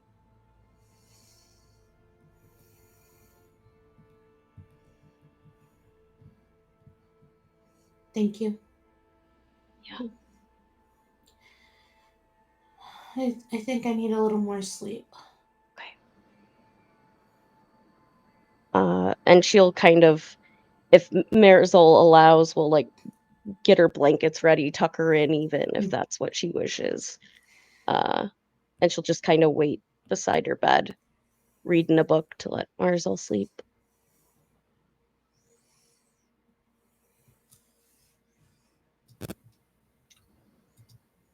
with that, I want to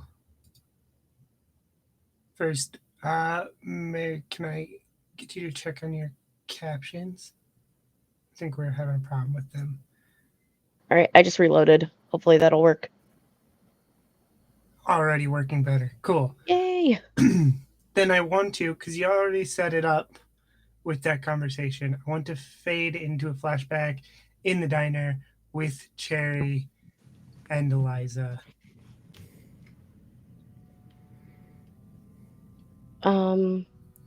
Eliza's probably in like a really pretty dress, and looks like a graduation outfit. I think Cherry's also in a nice dress. Maybe something with some greens because it goes with her eyes. You did it! I I had to take a break for a while, but I can't. It's here, and she's like holding the diploma in her hand. Like, who knew? Just a piece of paper and a lot of training would be something I would be so proud of. I'm proud of you. Thanks. I'm just glad that everything is working out, and my niece and nephew are now old enough where I don't have to hover over them constantly, and I can actually do what I want for a change. Not that what I have been doing isn't what I want, but I want to help people more than what I'm doing. I'm there on people's worst days, but you take them via ambulance to the hospital, and that's where it ends. I never get to see after.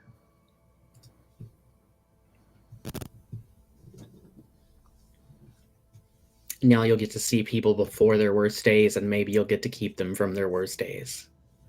Yeah. Anyway, we should get something, and ooh, and she's gonna look through and like see if the pancakes specials are there. And she's like, Cherry probably knows what she's gonna say already before. There's the brulee banana pancakes. I want those. Those look delicious. Like I not gonna lie, I got to try out the secret recipe a little while ago when I was in here last. Really rough morning, but oh my god, they're so good. I love that idea.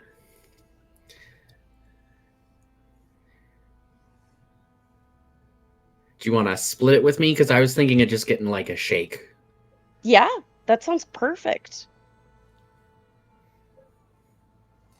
I can't believe you did it. We made it.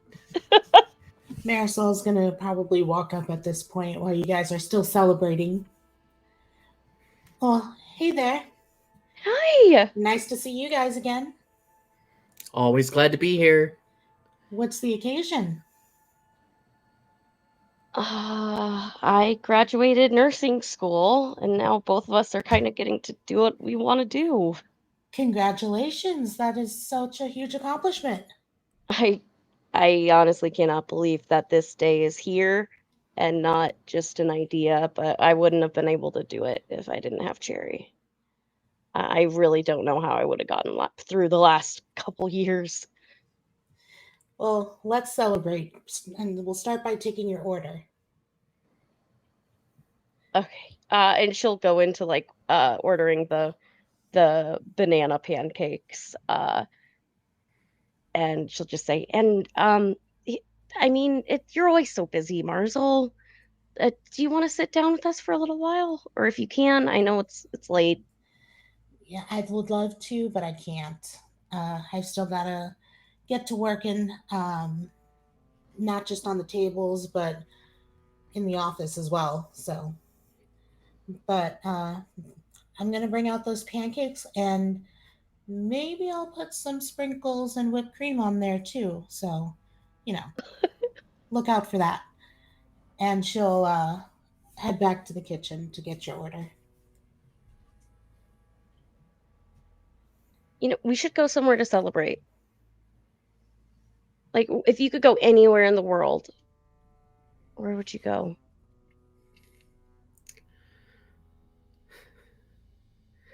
I mean, where's there to go when you're right here with me? And she will uh, kiss Cherry from across the table, uh, and just grab her hands and say, I feel that way too. But maybe we should try and figure out whether we want to move to a different. I know you want to get a garden and everything, and she'll pull out some papers from her bag of like different places to move that have like a little garden space. I know we were thinking about it, and with everything changing,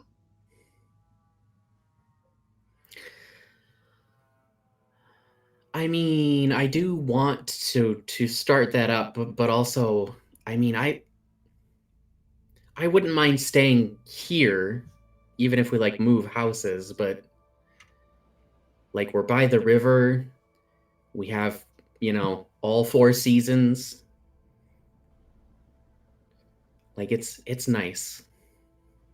I like it too. And I think that uh, my sister would absolutely kill me if I moved too far away. So, uh, Well, and I couldn't handle that. I don't want her mad at me. oh yeah, no, no. The last time that happened when she was mad at me, oh boy, I'm just glad that Henrietta was there.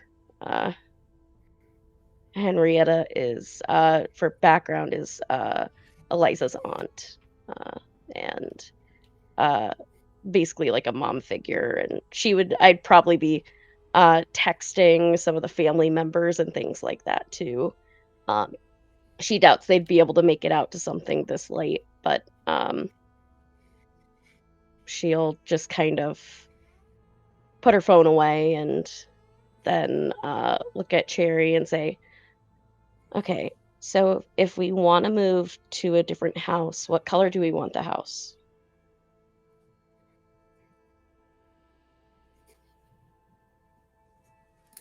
You pick. Oh, God.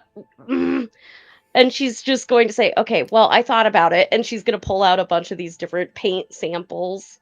Uh, and like, I know I've gotten onto this too early, and I know the market is crazy right now with everything going on.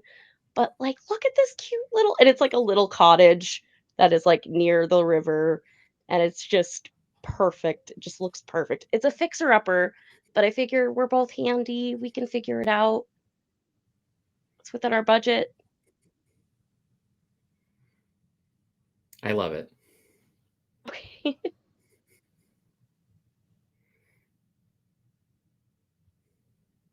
I'm just happy to spend the time with you.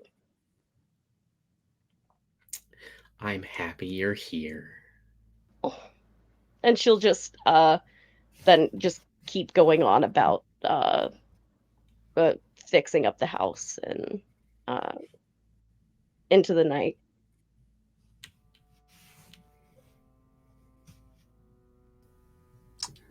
And we fade out of the diner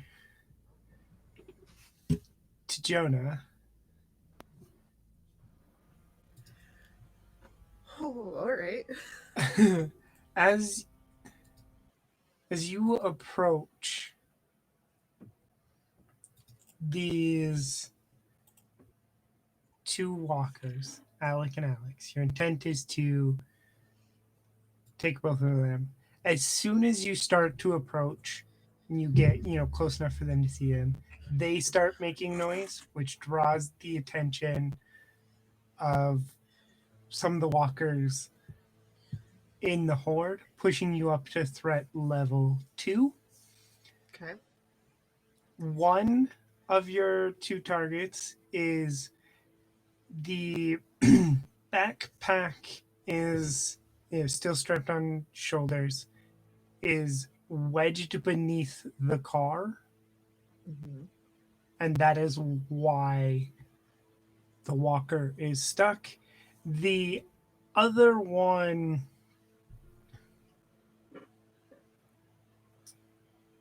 the bag is caught, like it's like a rusty car, and the like handle of the bag has caught on a piece of metal or something sticking off of the car.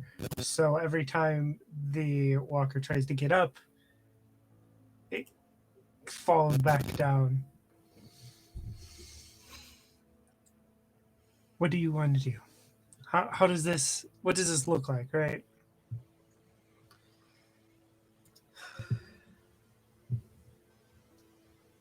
Jonah's goal is the backpacks. The one that's stuck under the car, he's going to have to take out that walker. But he might be able to just swipe the one that's on the door handle and just grab that and run.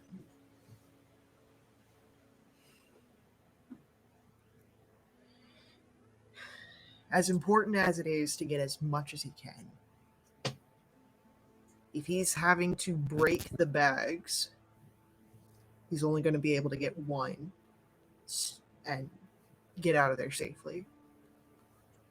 So, with the axe,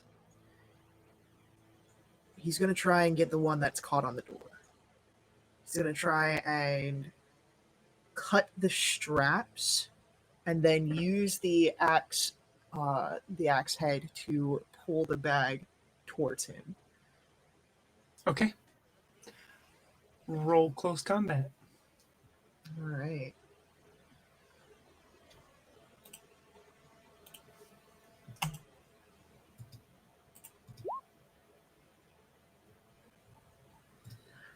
Oh, it's a success, but I messed up.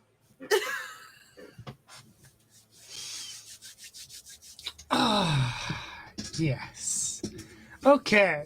So the axe comes down, you cut through the straps of the axe. There's like a tearing of like fabric and stuff, and the backpack comes loose. You start, you're pulling it towards you, but also the walker comes loose. You are now in. You are being attacked by a single walker. So you're going to roll close combat again for this situation. All right. I do have the fire axe as one of my weapons. Do you want me to roll like the weapon attack on that? Yes, currently you can use the fire axe. So yeah. All right.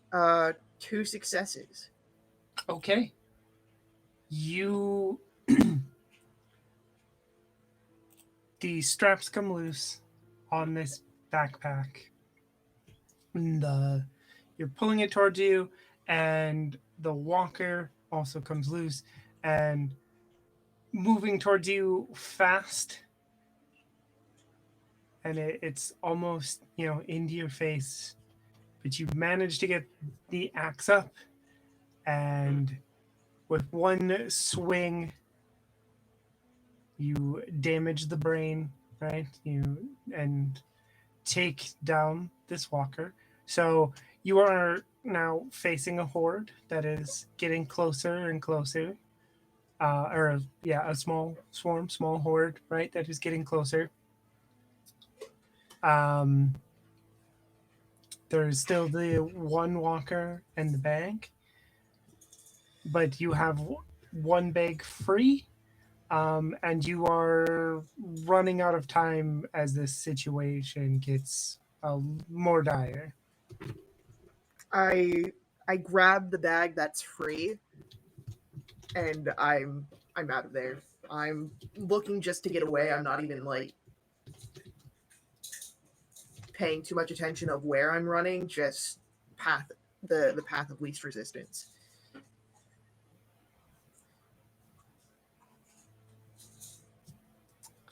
Okay. In which case, roll mobility.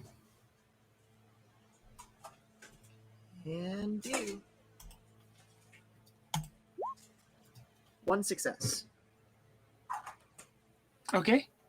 So you're going to get away, and I will give you that roll free, just because I should have raised your stress level immediately after the walker attack. But please add another stress for that. But Jonah is out of there. Which direction is Jonah going? Wherever the swarm isn't. Like like I said, he's looking path of least resistance right now.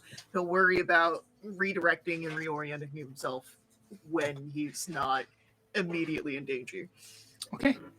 For story purposes, then, I'm going to say that you start to go back the way that you came, but realize that you are not completely cut off, but just a little bit, enough to redirect you down the same path that Cherry and the others took to get to the back of Shopmart. And so you head into this parking lot. As you do, we're going to fade back over. Deborah, you wanted to talk to Marisol. Yes. So I want to ask, when Deborah goes inside to talk to Marisol, does Chase stay outside as it gets darker and darker?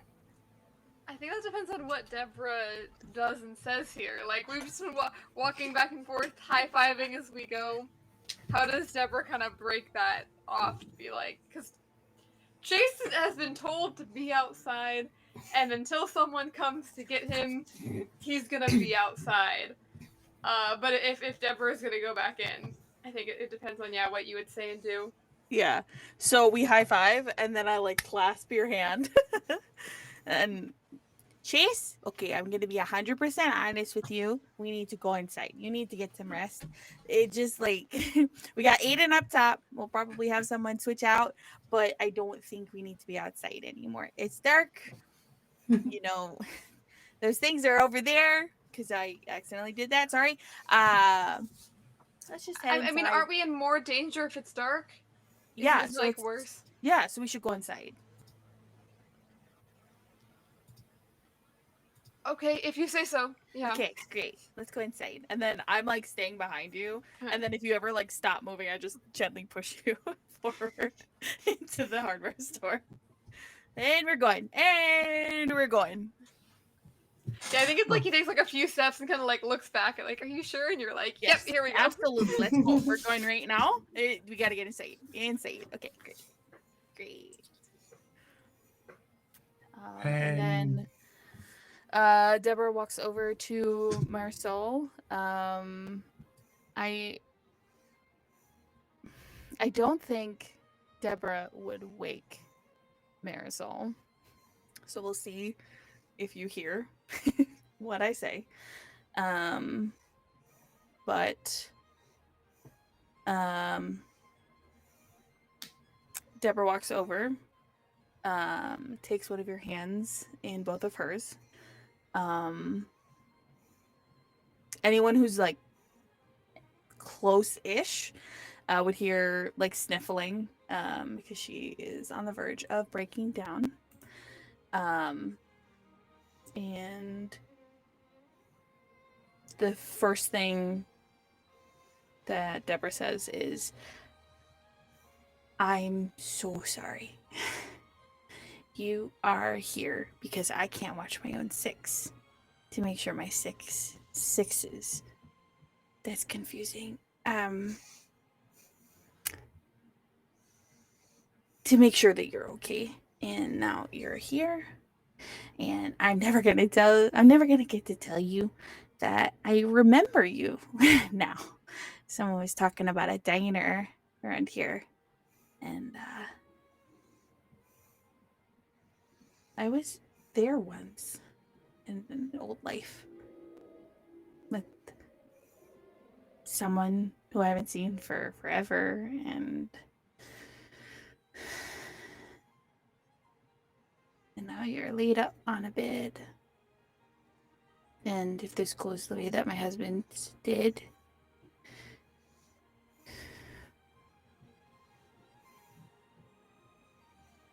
I hope you have someone to take care of the job. And if it has to be me, I'm happy to do it. But I hope you have someone that you trust so much. Because I couldn't trust myself until the very end with Richard. But Marisol, I've grown very fond of you, and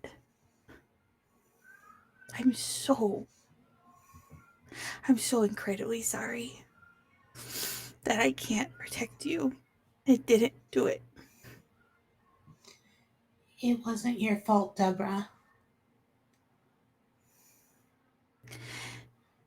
I don't know how it isn't, you know, when your brain just like tells you things over and over. And I was supposed to watch you, and I didn't for a second.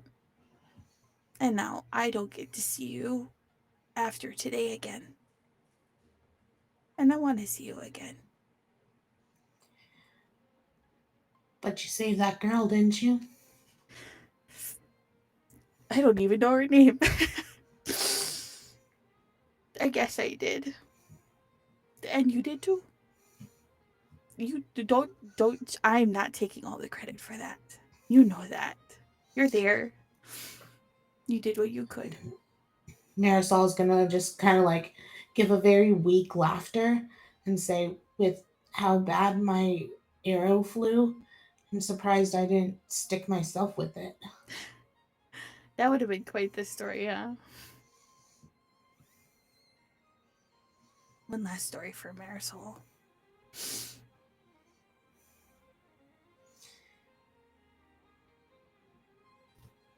I hope you keep making stories. Yeah. I was hoping to make more stories with you. And everybody else here.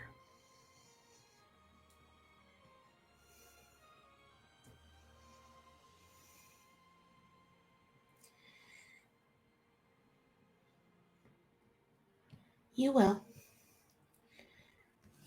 Just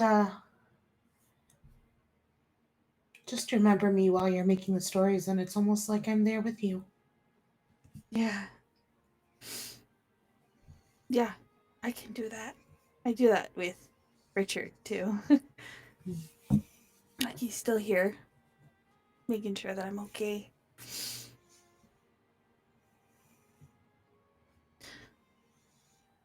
You should have had that last meal. One last little piece of rabbit right before you leave. That's okay. Eliza took care of me.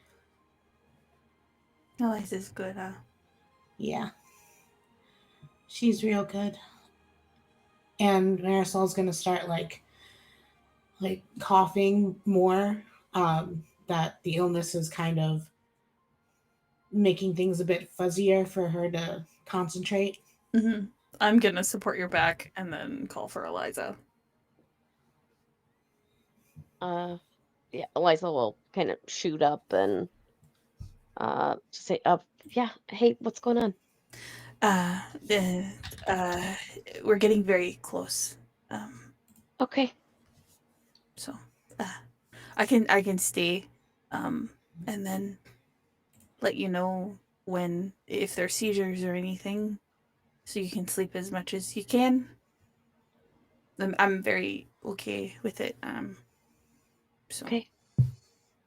Are you sure? Yeah. I've done this once before. I've done this a few times before.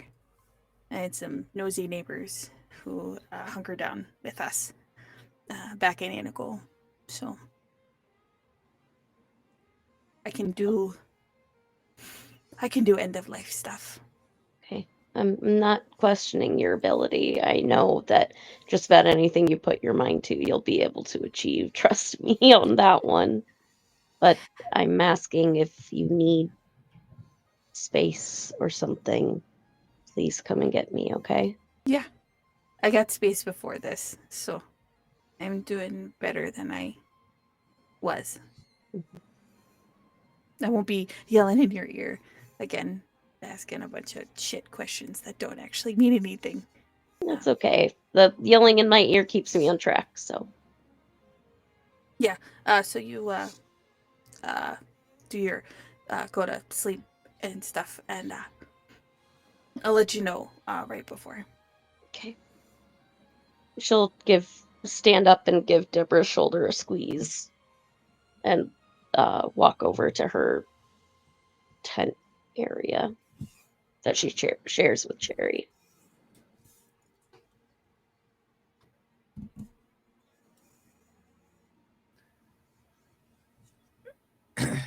In a moment, we will let Cherry and Eliza have a discussion, but I want to fade back to the diner because Deborah set us up nicely in a couple of ways to do this scene. So, Deborah, you are sitting at a table with your friend Cassie. She's currently trying to, like hold your hand on the table and is saying like, you don't have to go back to him, you can stay with me.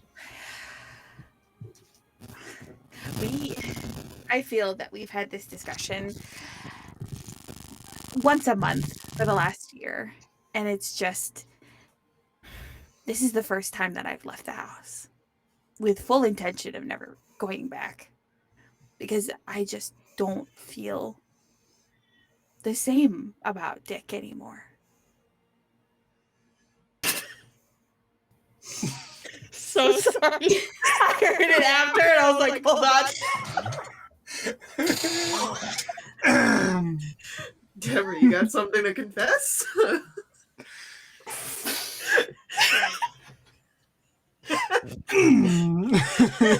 It's okay if this discovery comes later in life, I'm like trying to scream it out, Okay. Okay. Okay. We're back. That's it. We're back. Yeah, we're back. Look, I'm just saying, like, you can stay with me.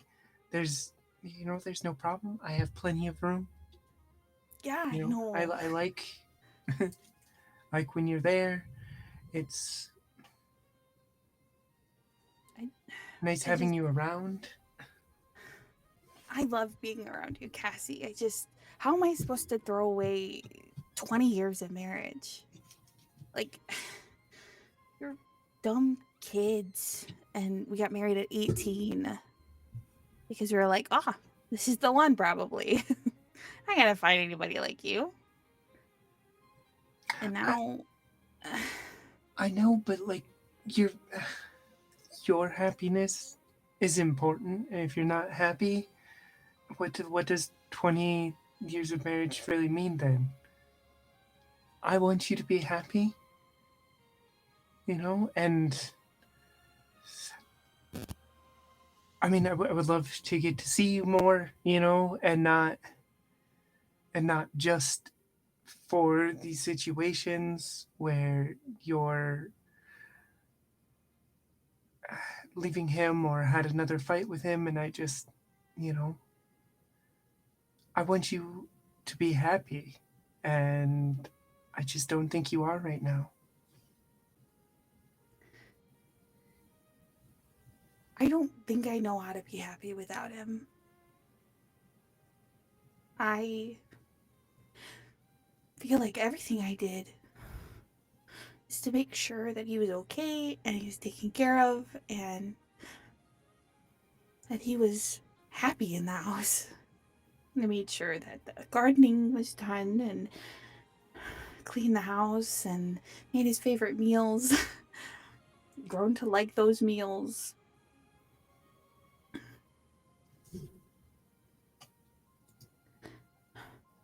I have to go back at least.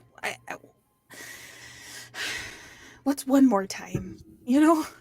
Like, I'll probably be back here next month, hopefully with bags, suitcases, whatever. Meet here at the same diner. I'll drive 2 hours and 34 minutes from my house to here. I just don't think I can leave him right now. Maybe I don't know. When you're ready, I'll be here. That's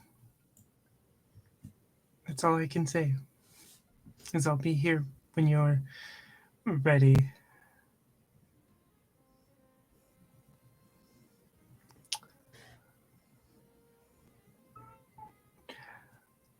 Does I feel like this is a great time for Marisol to approach the table. Yep. Good evening, ladies. How's it going? You know, great. As great as it can be, I guess. Well, are you ready to order? I'm not super hungry. Can I just get a black coffee? I probably have to drive home tonight, and I'm not from around here. Yep. Tall pot of coffee is already brewing for you. I'll get that right away. And what about you, ma'am? When Deborah says like I have to drive home tonight, Cassie pulls her hand away, and just just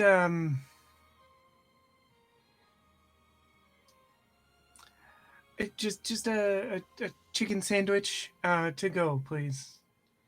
Okay.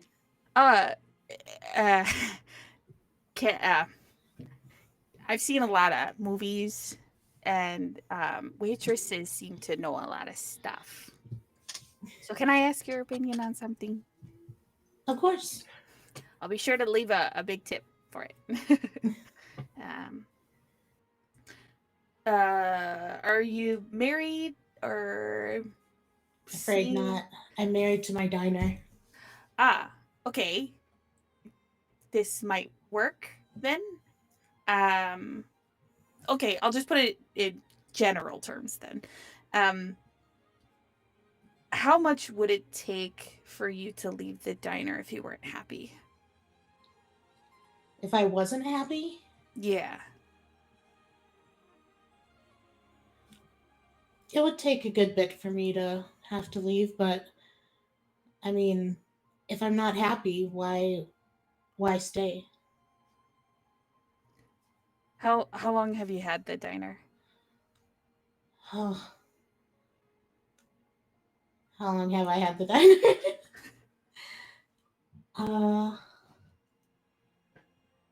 Let's see, it's going on about 7 years now.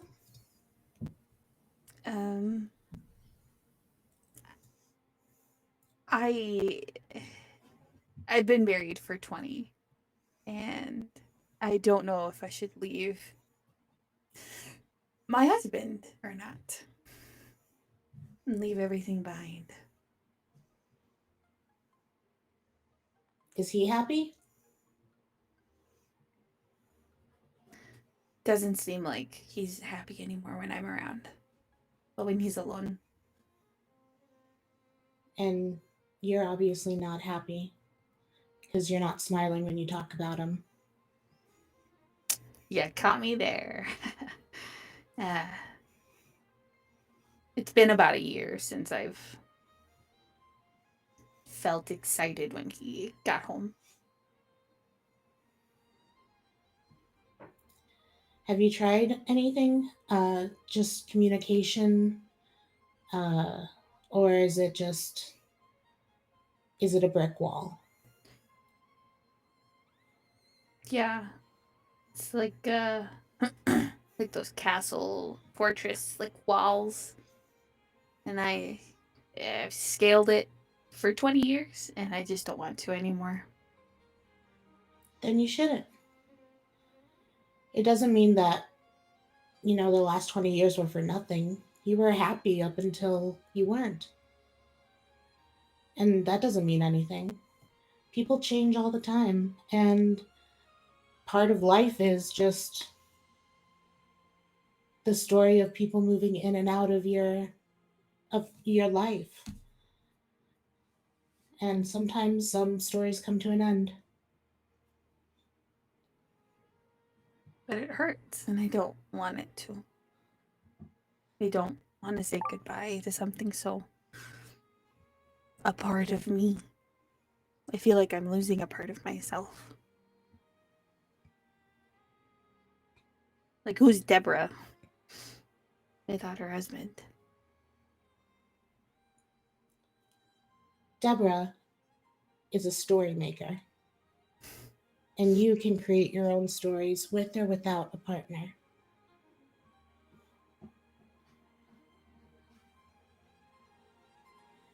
You know what? I've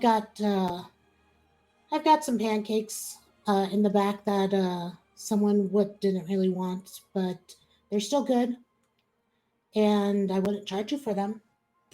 I'd be happy to take them. Free pancakes? Okay. They're a special tonight, so Oh, yeah. I'll take your special pancakes. and coffee, and I'll get that chicken sandwich. I'm sorry. Yeah, thank you. And with that, we fade out of the diner, back into the hardware store, to Eliza and Jerry. So, I mean, I hate to, like, potentially mess up plans, but my thought was to have the, heart to heart or whatever after, Oh, okay. If that's because what you that want. makes Then the most sense to me, because Cherry would not be, like, resting at all. Okay. Then we will come back to you. Instead, what is Chase doing? I think that Chase goes inside, a little bit pushed, watches as Deborah walks past and walks over to Marisol, and just kind of stands there for a minute, realizes that like there's nothing for me to do. People are getting ready for bed. Like it's really realistically time to sleep. I think he just kind of goes over and finds a wall space where he can like sit, you know, like sit kind of like this. Not that you can probably see how I'm sitting, but like legs up, kind of arms around his knees, and he was interrupted earlier when he was thinking, and he doesn't have the dirt to draw in, and I don't think there's like plentiful scrap paper around here. So he's kind of he's looking out. He's keeping an eye on what's happening with the medical situation in case he's needed. So he's not gonna be far, but the look in his eyes is very distant. In this case, Chloe approaches you and says, hi, I'm Chloe. You kind of look like you needed someone to talk to. Hi, Chloe. Because since I was not on that group, do I have any idea where this person came from? Or I've just never seen this person, I have no idea who she is or how she got here. You probably have some context, right? But like Okay. a lot has been going on. So you've heard like probably snippets of the story of like what happened, but Okay. a lot has been going on, so it's might be a shock. Yeah, I think it definitely kind of like a new person is a bit of a like, hi. You said Chloe. That's right. Oh my gosh, yeah. They said that there was someone new who they ran into while they were out, getting supplies. That has to be you. Obviously, there's no one else new here. Yeah, that was me. Sorry about your friend. Yeah, thanks. Are you okay? I don't really know like the context of what happened or how you got here. Yeah, I was out with a couple of my friends trying to get some food for our group. They didn't make it, but your Sorry. friends saved me. I guess I don't know, kind of waiting till morning to go back to my group. Yeah. Yeah. Thank you. I, but like, are you okay? You just kind of seem a little frazzled. Yeah, no, I mean, you know, as okay as anyone can be, right? Like, obviously not like okay, but I don't know. Is anyone really okay now or for like the past 8 months at all? Yeah, that's fair. Well, I mean, I guess I'm just over here. If you need a friend, need somebody to talk to, and she's like got like a little backpack set up, or the little backpack she was carrying, like set up somewhere in the store, and she just kind of been sitting there. Yeah, so if you need to talk. Yeah. No. Thanks. It's nice to meet new people. It doesn't really happen very often. Yeah, So it's nice having a new face around here. I know you won't be staying, but nice to meet you. yeah, it's nice to meet you as well. And yeah, I mean I appreciate it. I appreciate the offer. I don't know. I don't totally know what there is to talk about. I think we're kind of just sitting and waiting at this point. But and you don't have to sit up and wait with us. I mean, it's late. You can go to sleep if you want to. But yeah, I think I'm probably just gonna sit here.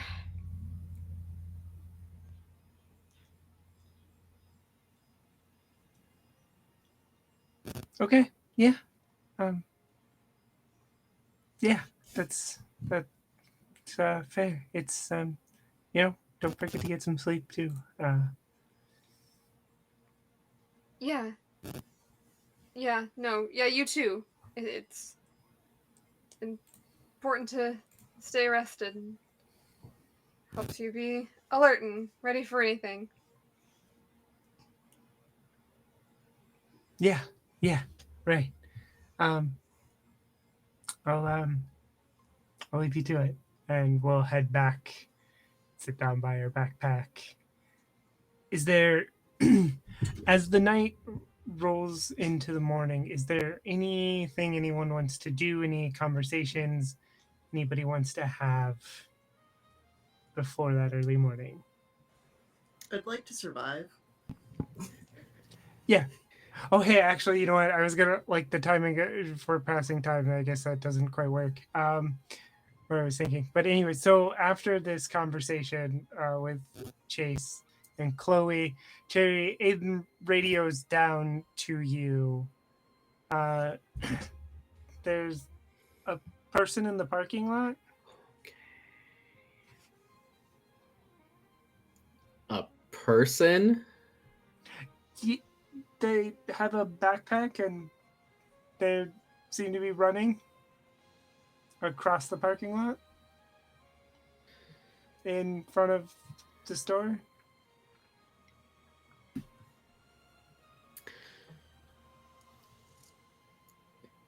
Okay, keep an eye on things. Thanks. And Cherry will start gathering whoever's still awake and explain the situation as they're like, getting their rifle back and like, checking things and like someone's outside and there's too many things going on. This is not a coincidence. I think this is connected to Chloe. I mean, you get Harley, like, as soon as you, like, grabbing your rifle, like, something's going on, Harley's there, like, what's going on? Someone's running across the parking lot being chased by zombies. They've got a large backpack. There's too many coincidences. I don't think this is just some random person. I think this is connected to what happened earlier.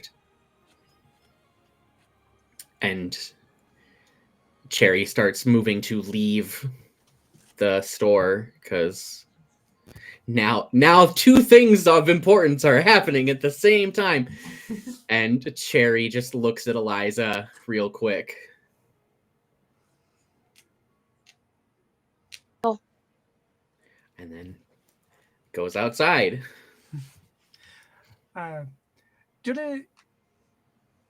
Being chased isn't the strongest word for the situation, just because, like, once you start outpacing, the walkers, it becomes less of a chase and more of you just putting distance between you and them. But Jonah is moving quickly across the parking lot.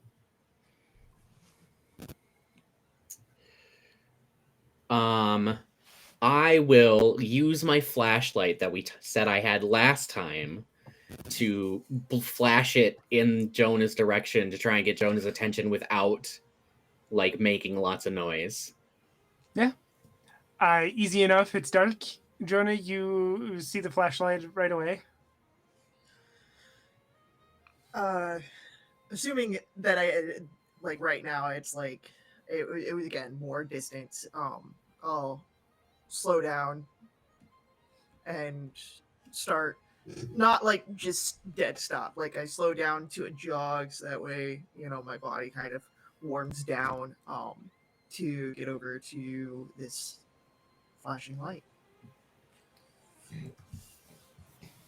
Find Cherry and Harley, and you hear the door open, and Chloe says, "Jonah, is that you?" I'm like not even paying attention to these other people. Seeing Chloe there, the bag is dropped, and Jonah like rushes over, and there is relief as he like embraces her. It's like, you're all right, and like pulls away, hands on her shoulder. Nothing happened to you. No scratches, no bites. No, no, I'm fine. Alex didn't make it, though. I know. I saw. I was able to get one of their bags. Oh, that's good. What is Cherry's reaction to this? I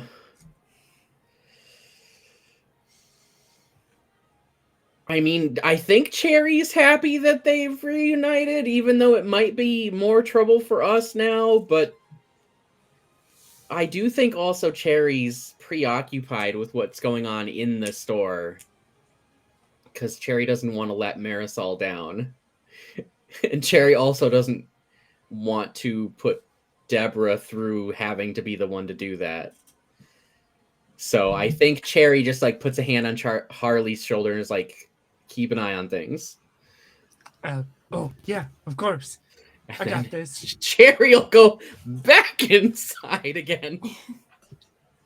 And Chloe is like, I was just gonna spend the night here, I think, just to I don't know, it didn't seem safe to head back.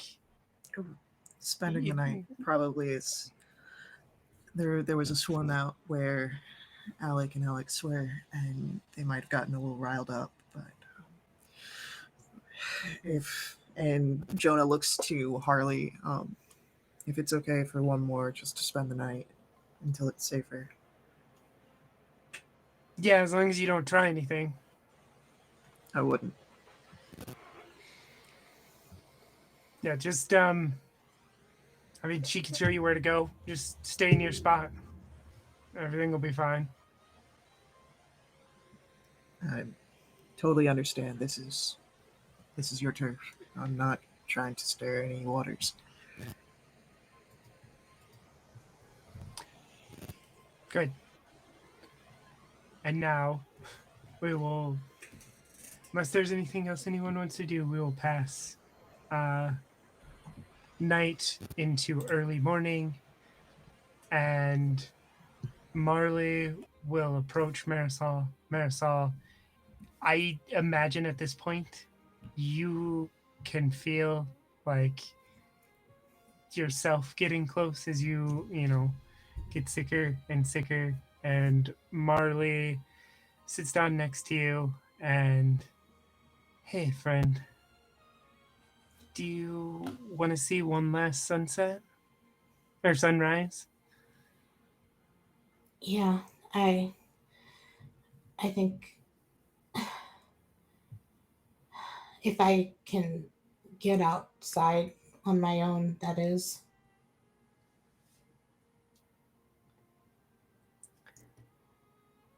Would Eliza have a wheelchair around? Yes, absolutely. She probably has one when it's harder for her to get around. Some days her leg does not fit well, and so it's there just in case. So Marley will look over to Eliza and, can we Yeah, of course. borrow? No question. And she will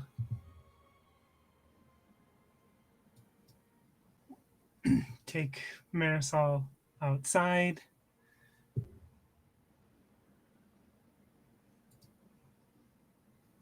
As the sun begins to rise, is there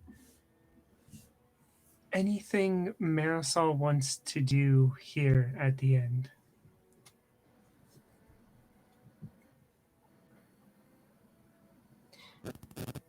I think she would just want to hold the frying pan one more time if Marley would let her, and just start crying over how unfair she feels everything is, that all of her work, all her life was reduced down to this, and now she's losing that as well. And of course, Marley lets you hold the frying pan, and while you cry, she sits with you, holds you. Where's everybody else? Do you stay inside? Do you come out to wait with Marisol? Cherry I for sure with would them. go outside with them. And subtly, Cherry's putting the silencer on their handgun. The only silencer I think they have, because silencing a rifle doesn't make any sense most of the time. Eliza would stay would go out but give space. I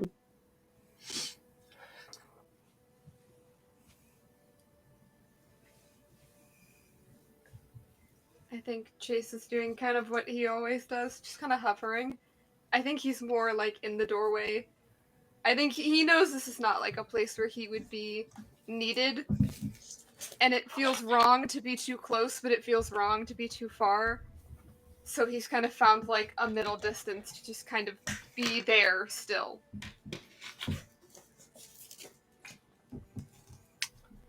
What about Deborah?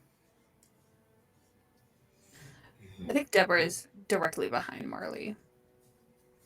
Just like feeling the need to be a part of the process because it's something very familiar. But knowing that and respecting that Marisol has chosen a different person to help out at the very end.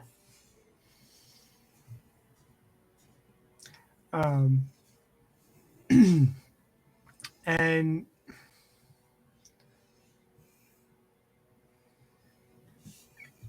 Marisol, Marley is just, kind of whispering words of comfort to you as slowly you begin to fade away.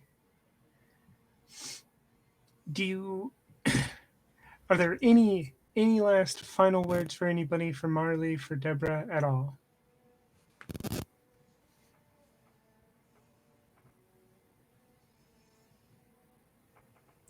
I think I just mouth that I'm sorry.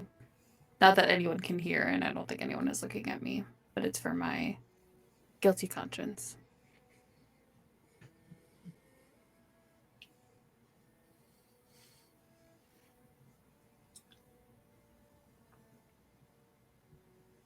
Watching the sunrise. And yeah, watching the sunrise. Eventually, Marisol passes away. Marley will, check for a pulse first before the tears hit her, and she will stand up and possibly seek comfort from Deborah, being possibly the closest person there. The moment Marley steps away for seeking comfort, Cherry will gently but quickly lay Marisol down on the ground. And there's no way. I'm going to say, this is narrative. I'm not rolling to do this. I will not fail this. Yeah. And, No. We know that it takes moments, and Cherry waits as long as possible, but not until it becomes a threat. And depending on where anyone is standing, they can probably see the tears running down Cherry's face in the sunlight. And then Cherry pulls the trigger, and it's a nice soft pop with that silencer.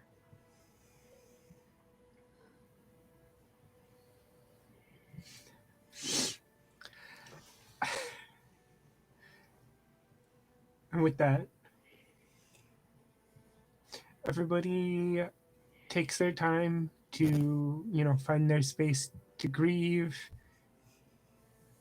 And we fade into Cherry and Eliza.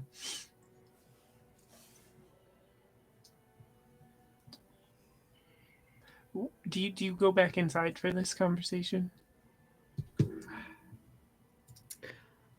I think so, because Cherry and Eliza definitely have been up the entire time. So I think once everything has calmed, they know everyone else can handle things from here for a little bit. And I think normally Cherry's happy to, be the big spoon, but I think now Cherry's buried their face in Eliza's chest, and they're not loudly sobbing, but they are shaking from the crying.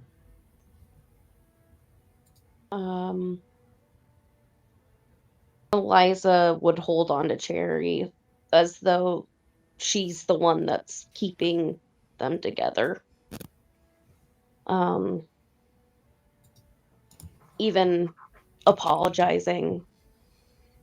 I think Eliza feels like no one should have to have that burden. It's something that doctors and nurses kind of sign up for, but no one else. And seeing Cherry suffer is just hurts too much. But the entire time she's just holding them and just she'll give them like kisses on the forehead and just brush back their hair.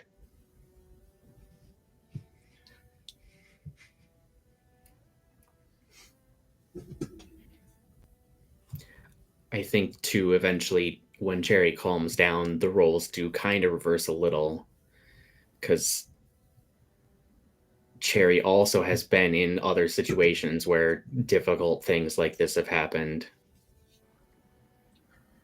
And, you know, Cherry and Eliza, they've gotten this far by taking care of each other.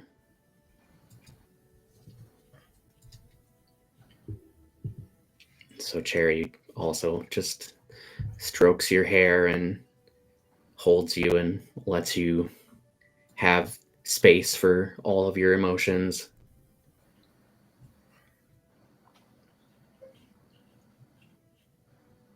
There's a coldness in her voice. Like, she hasn't cried. She's just numb. And she just says under her breath, we need to figure out what that other group is, if they're that close.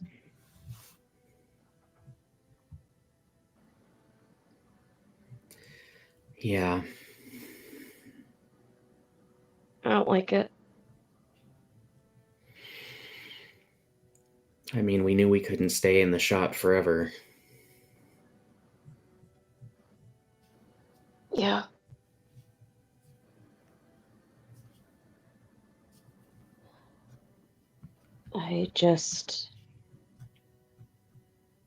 Maybe the others can get some more information. I just don't trust other people. Not when they get to see one of our worst days. I don't like it.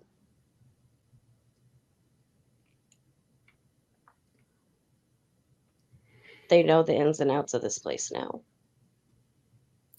They do.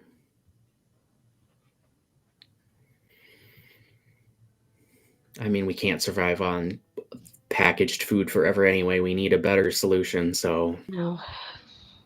maybe.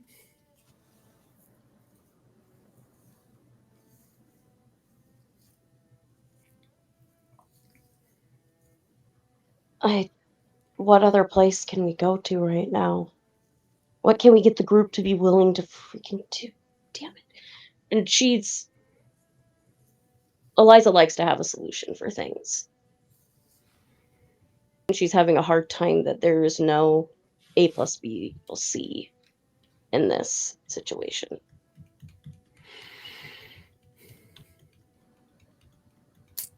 We'll send them on their way. We'll make sure they, aren't going to do anything to us. And we'll call another town hall and we'll make a new plan. We'll have to scout out some places that might be good. We needed more room anyway. Yeah. Oh, she'll pull out of her pack. I know it's not in season right now, but I found these. And they're these little, like, tomato seeds that are probably so incredibly old and on the shelf for, like, years. She'll kind of, like, roll back into Cherry's arms and just kind of hand it to them. Cherry takes them and holds your hand and the pack at the same time, and just, even if I'm so glad you got these, but even if these are too old, this is the way forward. We need this. Yeah. Yeah, we do. We need a place with, like, a freaking rooms and a wall as well. I'm really getting sick of that.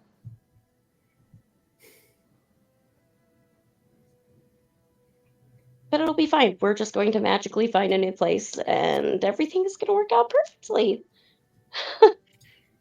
And I think at this point, all Eliza can do is laugh because it just seems so preposterous, this entire situation and this entire day.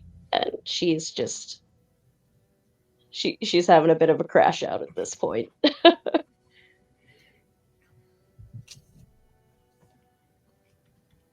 Sorry, I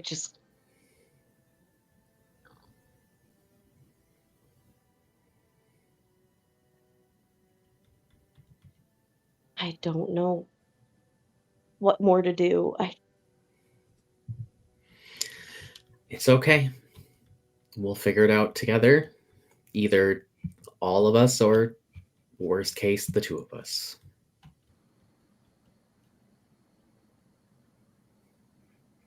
Yeah.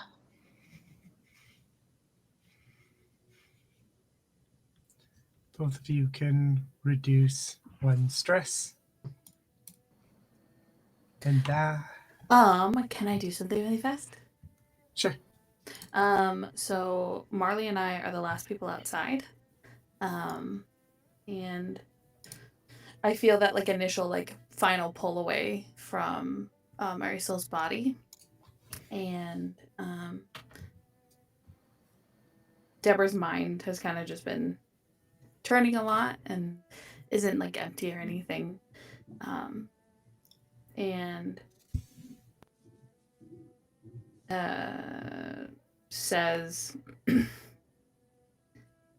a morning dew light sweeping across empty lots, blood-stained, tear-stained hearts. And then leads Marley back inside the hardware store. And that will be where we fade out on tonight. We are a little over time, so I want to do our outros so we can check in with everyone and everything. So, I'm starting. yes, thank you. Hi, everybody. My name is Worm. I've been playing Deborah tonight. They use the she, her pronouns. And I'm Merman. I use they, she pronouns. You can actually catch me tomorrow here at Nerds with Dice for an I'll ace the Thirsty Sword Lesbians one shot for charity, raising money for Rices. Tomorrow at times like 3 p.m. Which time zone? Central. Central time. Awesome. 2, 3. I'm remembering. Anyways, at 3 p.m. Central time, where I am just gonna be playing a big old bear kind of person. It's great. It'll be awesome. You'll hear more from one of our other cast members. But yeah, that's me. All right, I'll make mine quick. Hi, I'm Faye. I've been Jonah, sad dad. And you can find me online as Faywell Witchling most everywhere. I pro GM over on Start Playing, and I do charity things and things for fun, and I like TTRPGs. Hi, everybody. I'm Mary. My pronouns are she, her. I have been playing Eliza this evening. Her pronouns are she, her as well. Where you can find me. You can find me online at the Nerd on Wheels everywhere on social media, usually chatting about disability representation through storytelling. You can find me next over back here, but every other week on Wednesdays. You can find me on Enchanting Sorcery Productions for Fandelver and Below Holly's Harriers. It is a unique spin on a classic favorite. We've tossed out all the old lore and created something brand new. And we are in the thick of the Battle of Phandalin, where a giant dwarven tank is trying to crush a tiny town. So if you want to see a giant Molotov cocktail in action rolling down a hill, check that out every other Wednesday.